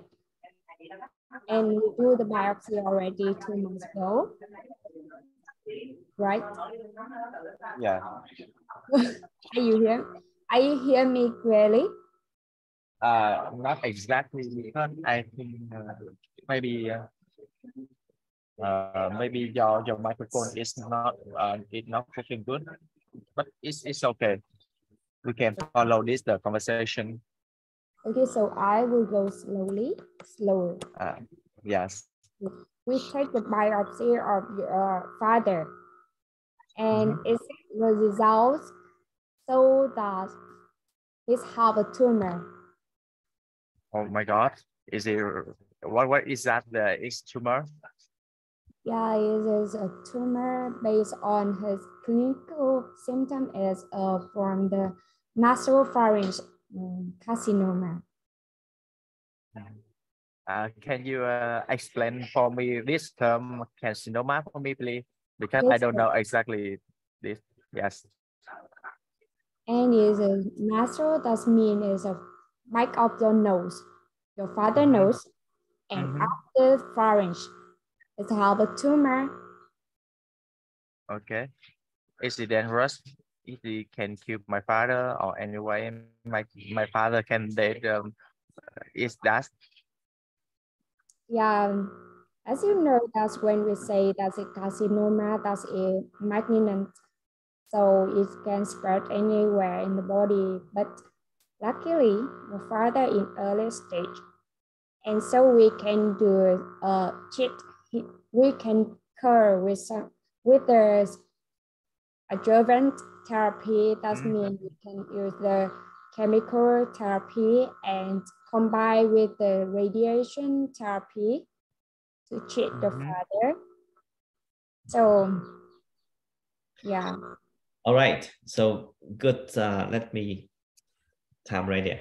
Number 7, can you take your microphone next time because there's a lot of echo from your end. I'm not sure if I am the only one listening to that, but I think, did anyone hear echoes from her end? Okay. So if you don't mind, can you mute for 1 second? So I let number 6 start the other side. Okay, go ahead, number 6. Okay. Hi, I'm doctor. Today I'm just the review your medical histories, and we can find that your mother has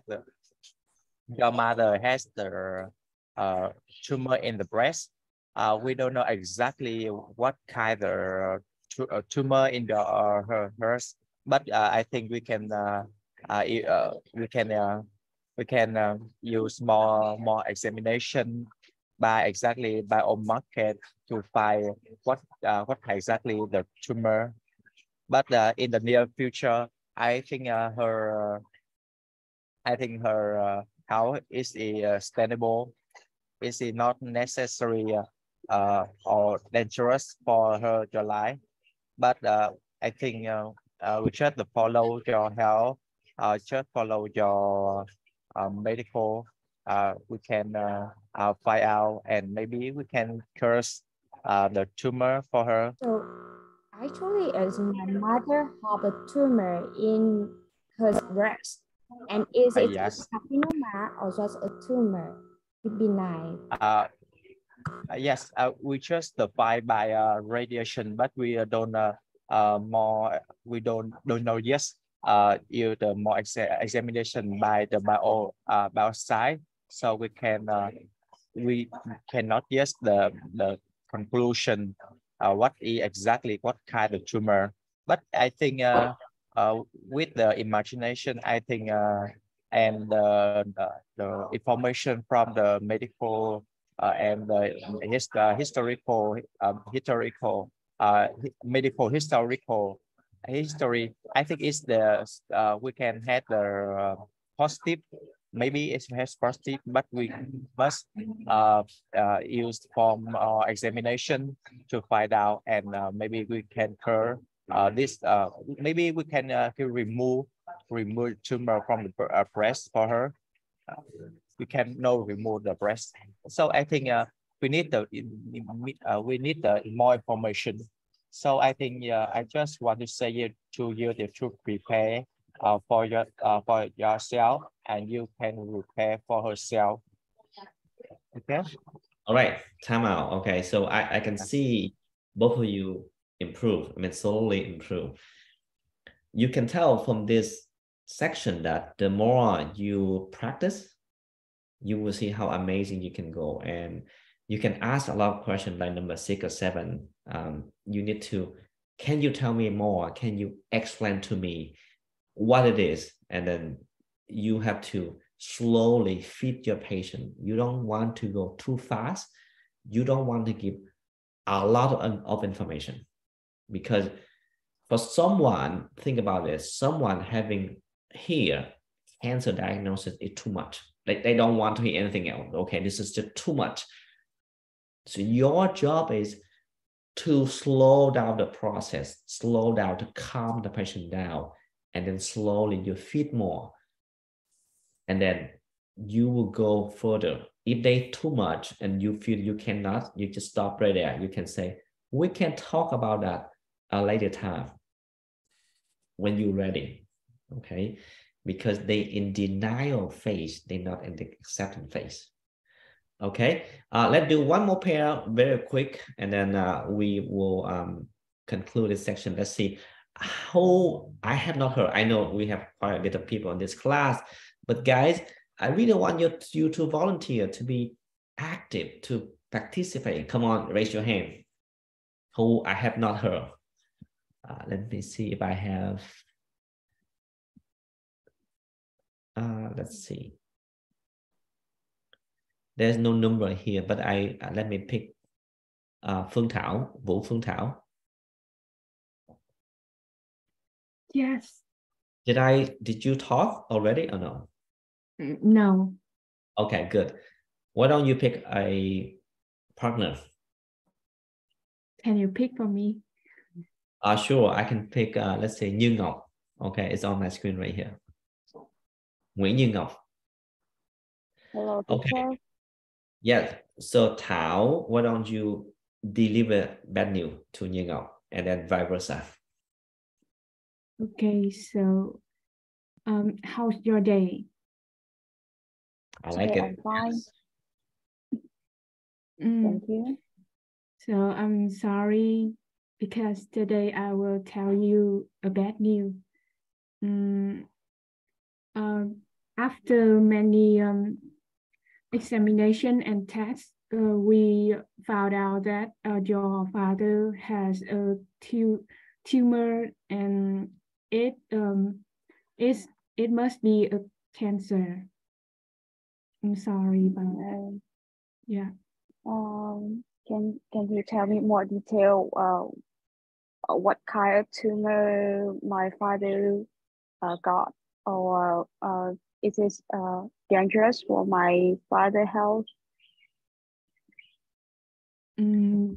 We found a tumor in your father's lung, and we will find the best treatment for him. So we will be with your family and with him, and so don't worry too much. So what I need to do for my father, what should I do? I think family is the one he needs the most right now. So I think you only need to be with him. Yeah. Okay, good. I know. I think that is a good start. Both of you are medical student or doctor? I am a medical student. Okay, and then Như Ngọc, are you a med student too? Yes, I'm a medical student too. Okay, good. Okay, so let's do this. Why don't Ngọc give bad news to Thảo? Okay. Hello, Thảo. Nice to meet you. How are you today? I'm good. So I'm gonna talk to you something information about your mother health. I got a bad news to you that we found a tumor in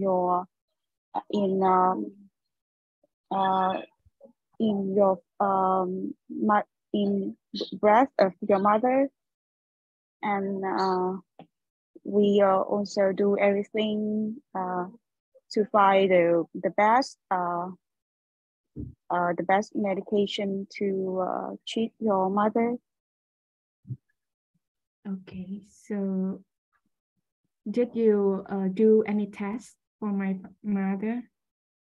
Yes, we do all the tests, and after we do test CT, we know that the tumor can also go to another part of your mother body.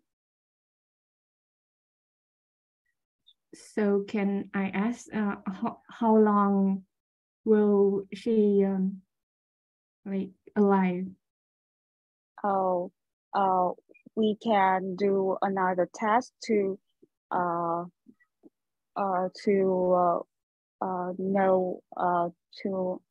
know how long your mother alive, and I will answer your questions after another test.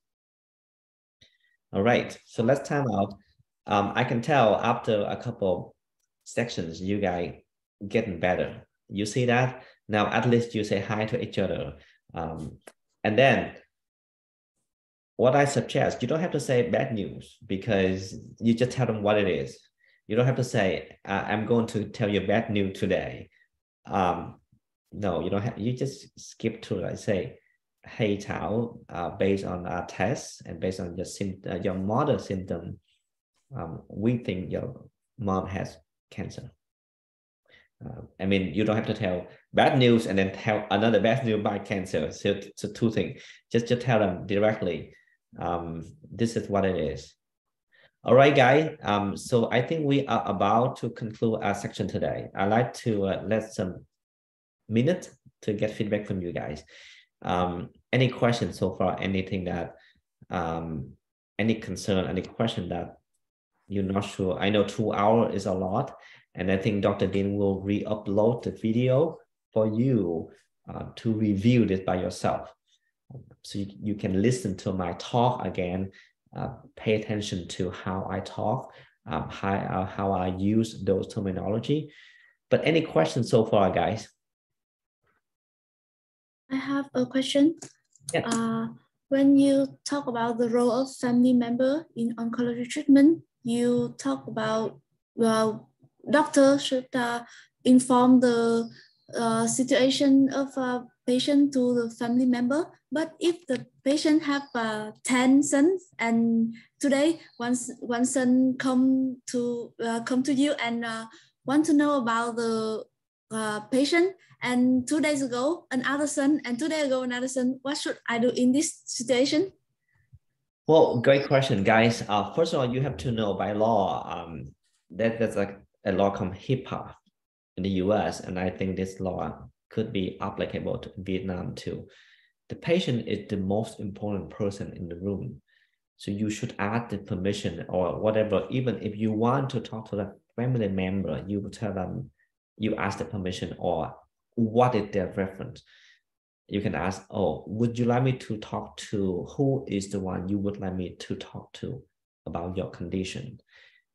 And most of the time they will tell you, hey, this son I want you to talk to. No, not this one, okay? Not this son, but this one. So based on how his or her reference you can choose and you can talk to. A lot of time you will find that's a big difference in terms of American culture versus Vietnamese culture. Vietnamese culture, some family members don't want their kid to know their cancer status. But American culture more often they like to make a shared decision versus Asian. But anyway, you respect the patient wish and you go from there. Any other question? No, teacher, can I ask you about supplement in oncology? Okay. With benign tumor, most of physicians recommend patient follow up regularly for every 6 months or 1 year. A lot of patients buy functional foods such as angies. Do you know about Fucodan supplement? But it is high-end price. So should we recommend patients use it? Well, okay. So this is how would you do. I receive this question a lot. So whether Fucodan is a good treatment up, this is how you should do. And I show you my share screen right here, guys. So this is most of the up-to-date therapeutic effect of Fucodan, a review on recent study. And basically, this is the study. Basically, what they do is they look at a lot of study on the literature here. And then you can look at that and you try to come to the conclusion right here. But the point is, there's not a lot of evidence on Fucodan.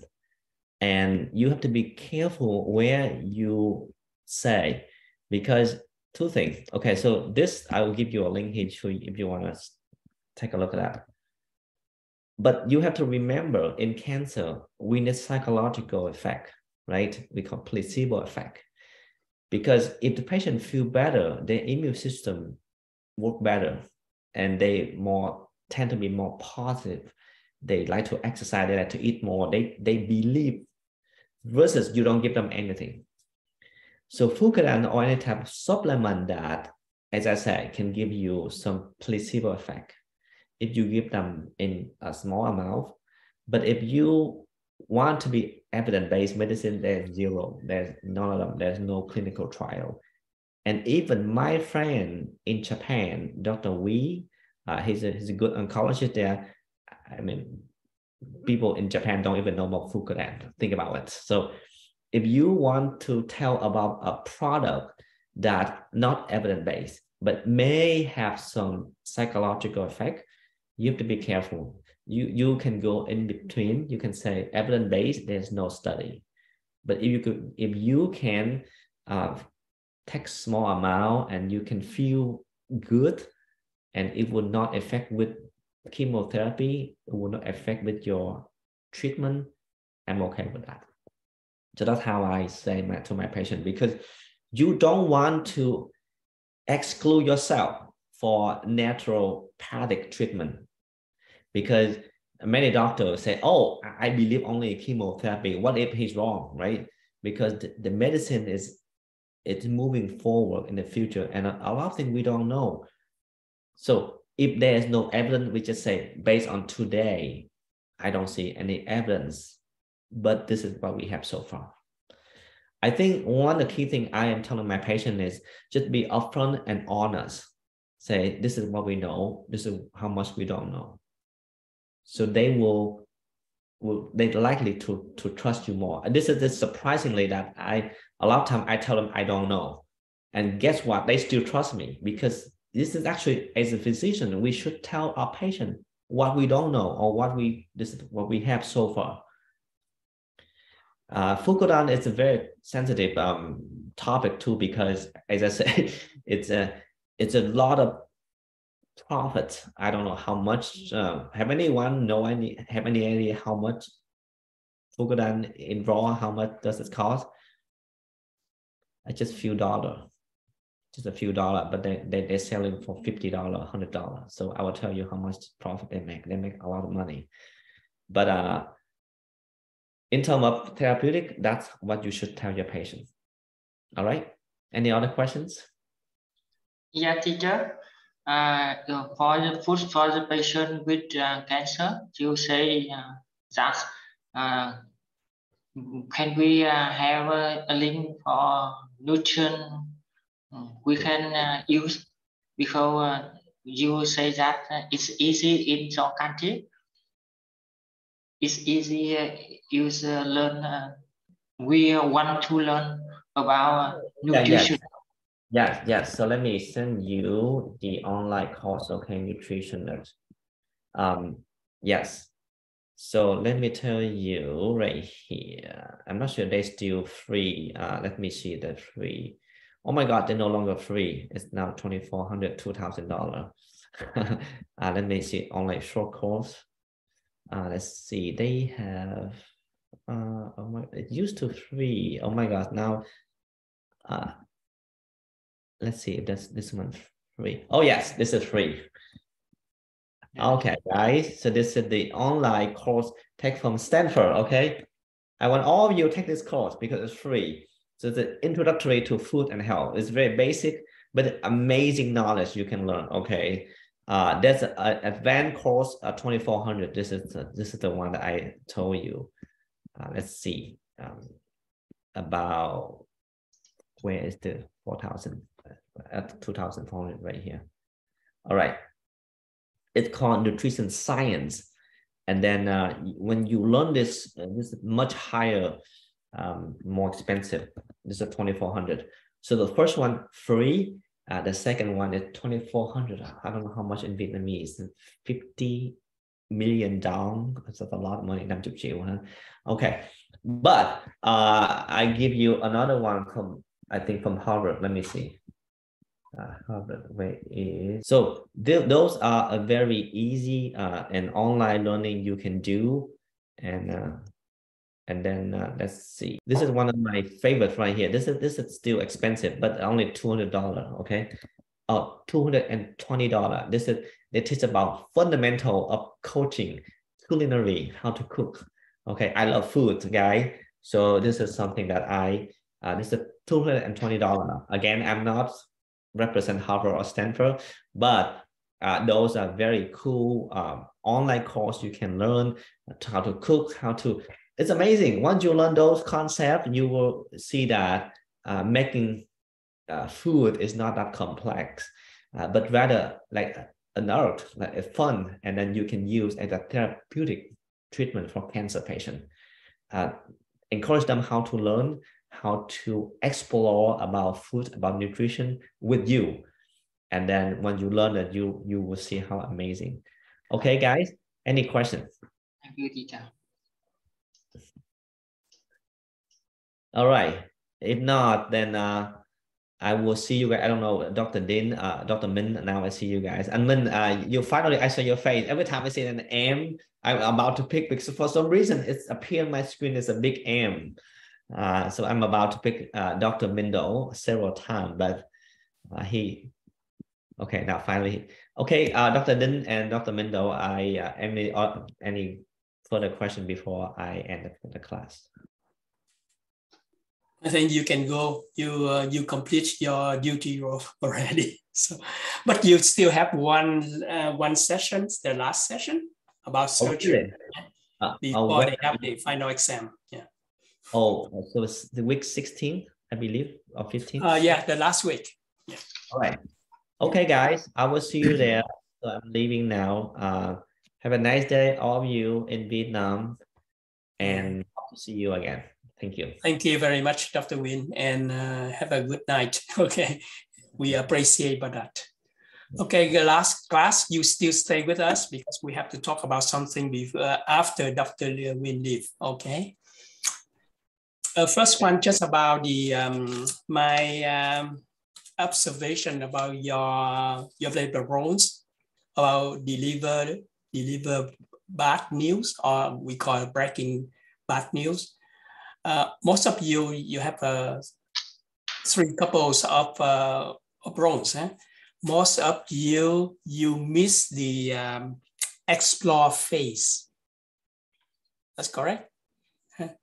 You have the rapport phase.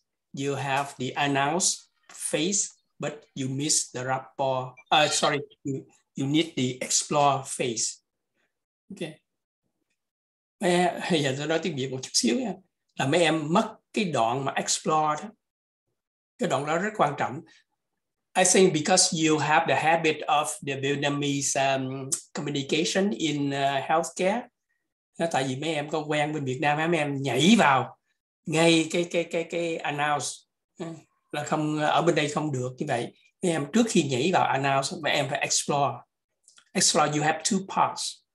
The first part, đầu tiên là em phải kể hơi một chút xíu về cái bệnh sử một chút xíu. As Dr. Wynn said to you, mấy tháng trước hay mấy tuần trước thì ông bà hay là anh hay gì đã đến đây rồi sao. Đó. The first part, giờ mấy em có cái phần đầu tiên. Giờ the second part is very, very important. That is, mấy em phải hỏi là họ nghĩ như thế nào. What you think? Tại vì khi mà mấy em interaction trong cái explore phase á, mấy em mới lựa được cái lời nói cho cái announce. Còn mấy em nhảy vào, mấy em ok, có khỏe không rồi đây kết quả thì ung thư, ví dụ vậy, thì mấy em bỏ mất cái explore phase á, mà cái phase đó rất là quan trọng, đúng không? Do đó là mấy em cần tất cả 3 cặp đối với lại đều bỏ mất hết cái này hết. Cái đó quan trọng lắm, không? Đó là một chuyện nhé. Chuyện thứ hai đó, từ bài đứng đầu rồi, chớ bao giờ sử dụng là don't worry about that.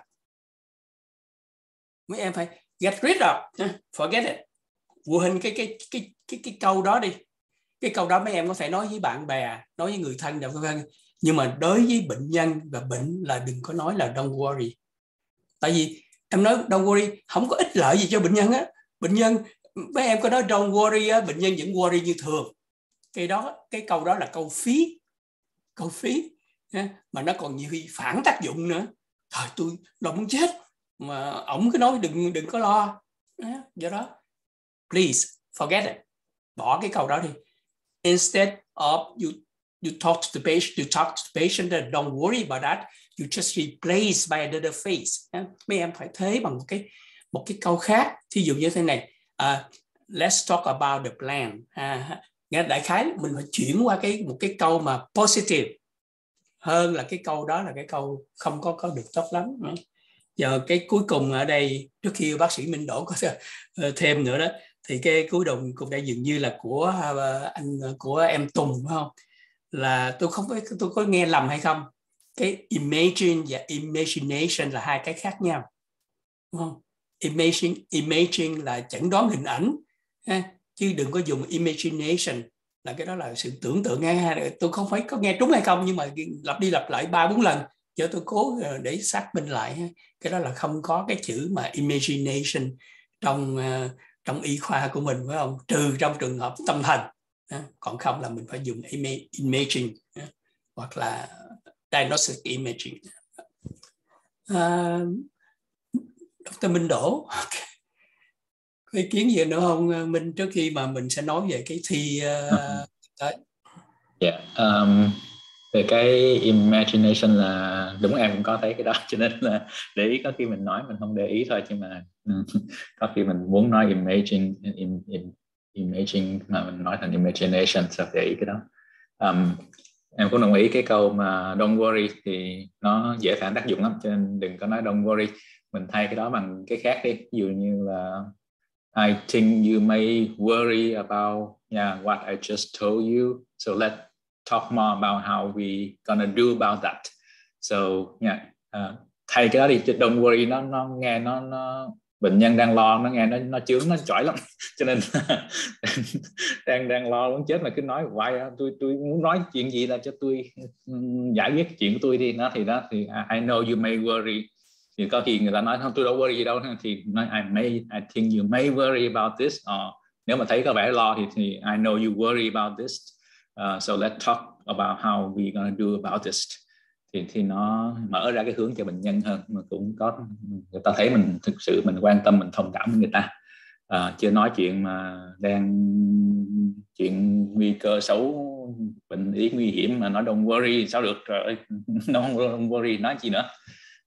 Thì đó, cái đó thì mình cũng muốn là mấy bạn thử liên hệ với y khoa, với thực tế một chút, thử coi làm sao. Đôi khi mình nghĩ mình nói chuyện y khoa, mình nói chuyện cái cách nói khác, nhưng mà thực ra nó không đến nỗi vậy đâu. Ví dụ như tưởng tượng như là hồi nhỏ đi chơi mất xe đạp chẳng hạn, về nhà nói chuyện ba mẹ làm sao khỏi bị đánh đòn chẳng hạn, thì đó breaking very bad news, phải không? Cái tin rất là xấu chẳng hạn, thì cũng nói ba mẹ bữa nay khỏe không, vui đi làm vui không, rồi nhớ lần mấy năm trước ba mẹ mua cho con cái xe gì đó, thì cũng nói cũng giống vậy đó, đúng không? Rồi nói là chiều nay đi chơi với bạn vui quá, rồi chuẩn bị tinh thần cho ba mẹ, rồi mới nói nó bị mất xe ha. Thì nó cũng vậy thôi. Trong y khoa mình cũng nói, cũng cái chuẩn bị tinh thần cho người nghe, chứ đùng cái nhảy vô thì cũng khó. Thì hồi nãy các bạn nào post cái spike á, thì đó, thì cái cách đó cũng tương đối nó rất là phổ biến bên đây. Và cái phần quan trọng ngay cái bước thứ nhì sau khi phần chuẩn bị là phần perception đó, mình hỏi bệnh nhân là coi thử người ta biết gì về cái tình trạng của mình. Thì thường mình đa phần đó thì người ta biết cũng khá rồi. Ngay cả khi những người mà denial cũng biết khá, hay cũng nghĩ là chuyện gì xảy ra rồi. Nhưng mà mình hỏi thì mình có khi người ta biết rồi, thì mình thay vì mình break cái bad news thì mình confirm rồi mình move on vô cái treatment, thì đỡ mất thời gian hơn, mà người ta cũng hiểu là mình biết chuyện hơn. Cho nên là mình chuẩn bị cái background, chuẩn bị cái perception cho nó tốt, thì cái câu chuyện nó suôn sẻ hơn. Rồi tuần sau tới phiên em không anh Định? Đúng. Okay. Một cái nữa là như thế này, đúng ra cái khóa này của mấy em đó chúng tôi tập trung là cái về thuật ngữ terminal ha, nhưng mà Dr. Wynn giới thiệu cái này thì mình cũng xen vào cái đó, nhưng mà thật sự ra những cái technique, những cái kỹ năng về cái giao tiếp á, là vô cái khóa 2, mà cái khóa 2 đó là do bác sĩ Minh Đỗ là chủ sĩ đó, ông sẽ tức là những cái lắt léo cách như thế nào để mà mình nói chuyện bệnh nhân, hay là mình xử lý như nào, là trong cái khóa 2. Giờ đó thì ở ngày hôm nay là mấy em cũng có được một chút hơi ám của cái kiểu đó ha, mặc dù nó không đúng là trong cái nhiệm vụ của cái khóa 1 này, nhưng mà nó sẽ tập trung hoàn toàn cái kiểu đó ở trong khóa 2 cho mấy em, để mà mấy em có thể giao tiếp với bệnh nhân một cách hiệu quả hơn bằng tiếng Anh. Ok, thì tuần sau thì bác sĩ Minh Đỗ sẽ giảng một cái bài về cái gynecology và cái endocrinology cho mấy em. Nhưng mà cũng sẽ back to basic thôi. Tại vì Dr. Wynn rất là hăng hái, giờ nói đủ thứ hết á, giờ đó thì nó hơi đi rộng một chút xíu, thì tôi nghĩ là mấy em cũng có thể hơi bơi.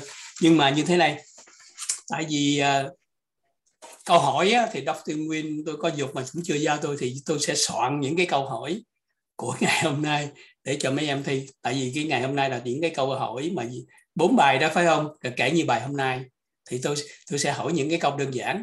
Nhưng mà cái này tôi đương suy nghĩ như thế này, là hôm nay cái GPT mấy em biết cái gì là rần rộ quá, tôi vô tôi cho hỏi đó là nó trả lời hết được à, nó trả lời hết mấy cái câu hỏi của tôi chán quá. Tại vì gì? Như thế là mấy em bật GPT, không phải nói giỡn nha, mấy em bật cái GPT lên là mấy em trả lời được hết mấy cái câu hỏi của cái exam tool này rồi. Do đó tôi sẽ thêm vô những cái thứ mà GPT không trả lời được, đó là những cái hình. Thì ít nhất báo cho mấy em biết là phải có 3 cái hình về cái skin, thì mấy em phải xem cái hình đó, và 1-2 cái hình về những cái câu hỏi khác. Dĩ nhiên em nào mà xài GPT thì cũng được, và tôi thử rồi. Bây giờ đó, thay vì 30 phút á, tôi cho mấy em 25 phút thôi. 25 câu hỏi thì 25 phút thôi. Tại vì tôi để ý kỳ trước á, là 25 câu hỏi á, nhiều em cho khoảng chừng 10 phút, 15 phút, 20 phút là xong rồi. Tại vì 25 phút, để 30 phút là có 5 phút là mấy em vô GPT, mấy em kiếm câu hỏi chết tôi rồi. Nói giỡn vậy thôi. Như giờ đó thì là 25 phút. Tại vì những cái câu hỏi này rất đơn giản. Mà mấy em mà có, cái này tôi bị ám ảnh GPT nhiều quá. Mấy em có cho GPT để hỏi đó, em đọc đó, nó dài hơn là mấy em trả lời. Tại vì trả lời của em 1 phút, cái GPT mỗi cái câu mà tôi hỏi nó trả lời đúng bóc hết. Nhưng mà nó dài lắm, mấy em đọc ít nhất cũng phải là 3 phút tới 5 phút mới xong. Do đó thì nói giỡn chơi vậy thôi. Nhưng mà như vậy á, thì tuần sau thì cũng là 25 câu hỏi, tập trung những cái thuật ngữ thôi. Và trong 25 phút em có ý kiến gì không, hay là muốn thương lượng hay muốn gì hay không? Bắt đầu 8 giờ nha, 8 giờ cho tới 8 giờ 25, sắp xếp xong xuôi là 9 giờ là Dr. Minh đổ, là cái lớp Dr. Minh đổ. Ok, em có ý kiến gì không trước khi chúng ta nghỉ? Còn một cái nữa thì định là tuần sau khi mà lớp mình thử thì cũng thử nghiệm. Mấy bên Việt Nam chơi bóng chày không có nhiều ha, chắc là cũng không ai ra khỏi chơi bóng chày. Cũng mình thì cũng không chơi, nhưng mà có một cái là trong chơi bóng chày đó, người ta có cái list những người nào sẽ ra đánh á, cho cái list batting role đó thì mình cũng sẽ thử đó để coi, để cho mọi người cùng tham gia hết, chứ không có người này giấu mặt không chịu xuất hiện thì cũng thiệt thòi. Nhưng mà nếu mà tự nhiên đụng cái gọi cũng trở tay không kịp thì cũng mất thời gian suy nghĩ. Thì mình có cái list mà participant này nè, bên cạnh khi list lên đây nè, thì để coi không biết là khi mà mình share cái screen khi mà mình giảng bài đó, mình có thấy được không biết cái share nó có nguyên cái screen để thử thôi. Thì khi đó mình sẽ share nguyên cái screen để thử mình thử share cái screen nữa ha.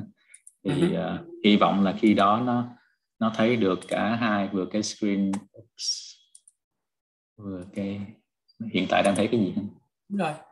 Tại vì nếu mà mình chia cái screen chính của mình ra làm 2 đó thì nó vẫn share. Ok. Trừ khi mình vô cái application chính thì nó không share, còn vô cái screen thì share hết rồi. Hiện tại thì không biết thấy cái gì, chắc là phải nhờ anh Đinh check để coi thấy đúng screen không. Giờ là cái screen không chứ nhưng mà cái screen thôi. Thí dụ như mình pop up một cái danh sách lên thì nguyên tắc là nó phải thấy. Hiện tại chỉ thấy cái screen không thôi. Không, cái screen thôi mà. Tức là mình phải là cho nó expose trong cái screen đó. Rồi thì để coi cái participant list nó có đó, cái participant list có thấy được không? Không thấy được. Không thấy được. Thì để em coi thử có thể là để thành cái file bên cạnh cái presentation chẳng hạn. Đúng, vậy thì rất đơn giản hơn. Đó thì thì cái mục tiêu là chỉ biết người nào là sắp tới lượt tới mình đó, thì có cái list danh sách hết rồi, xong mình biết ai sắp tới lượt của mình thì để chuẩn bị thì mình sẽ thông báo check cái đó thì mấy phút đầu tiên vô check cái đó mới là thông báo cái cách mình làm. Nhưng mà đại loại vậy đó, sẽ mỗi người sẽ có đi lượt hết danh sách rồi, người ai cũng biết là sắp còn mấy lượt nữa tới mình thì thì chuẩn bị tinh thần. Thì hy vọng là bằng cách đó thì mỗi người đều có điều kiện tham gia rồi, cũng ai cũng có một cái thử nghiệm thôi, là mấy bạn cũng để ý có feedback, coi như có góp ý cho bạn mình, tập thử góp ý một số điểm cơ bản mình sẽ đưa ra hôm đó thôi, để coi như vậy là mình theo dõi, mình tập trung hơn, với là mình góp ý cho các bạn khác đó, thì mình cũng nhận được những nhận định những cái điểm nào còn yếu thì mình sẽ tự mình khắc phục cho bản thân mình. Thì cái đó là mình thử để coi là lần sau mình làm được không ha. Do đó sau cái buổi học này tôi sẽ post lên cái handout của bác sĩ Minh Đỗ để em xem, thì để chuẩn bị trước. Ok rồi, còn gì nữa không mấy em? Thôi ha, cũng hơi khá dài rồi, thêm nửa tiếng đồng hồ nữa rồi. Như vậy ok, next Saturday in the morning at 8 o'clock, you just go to the Facebook and I post the link of the midterm 2 exam for you, and it takes you about 25 minutes to finish it. Okay, that's it.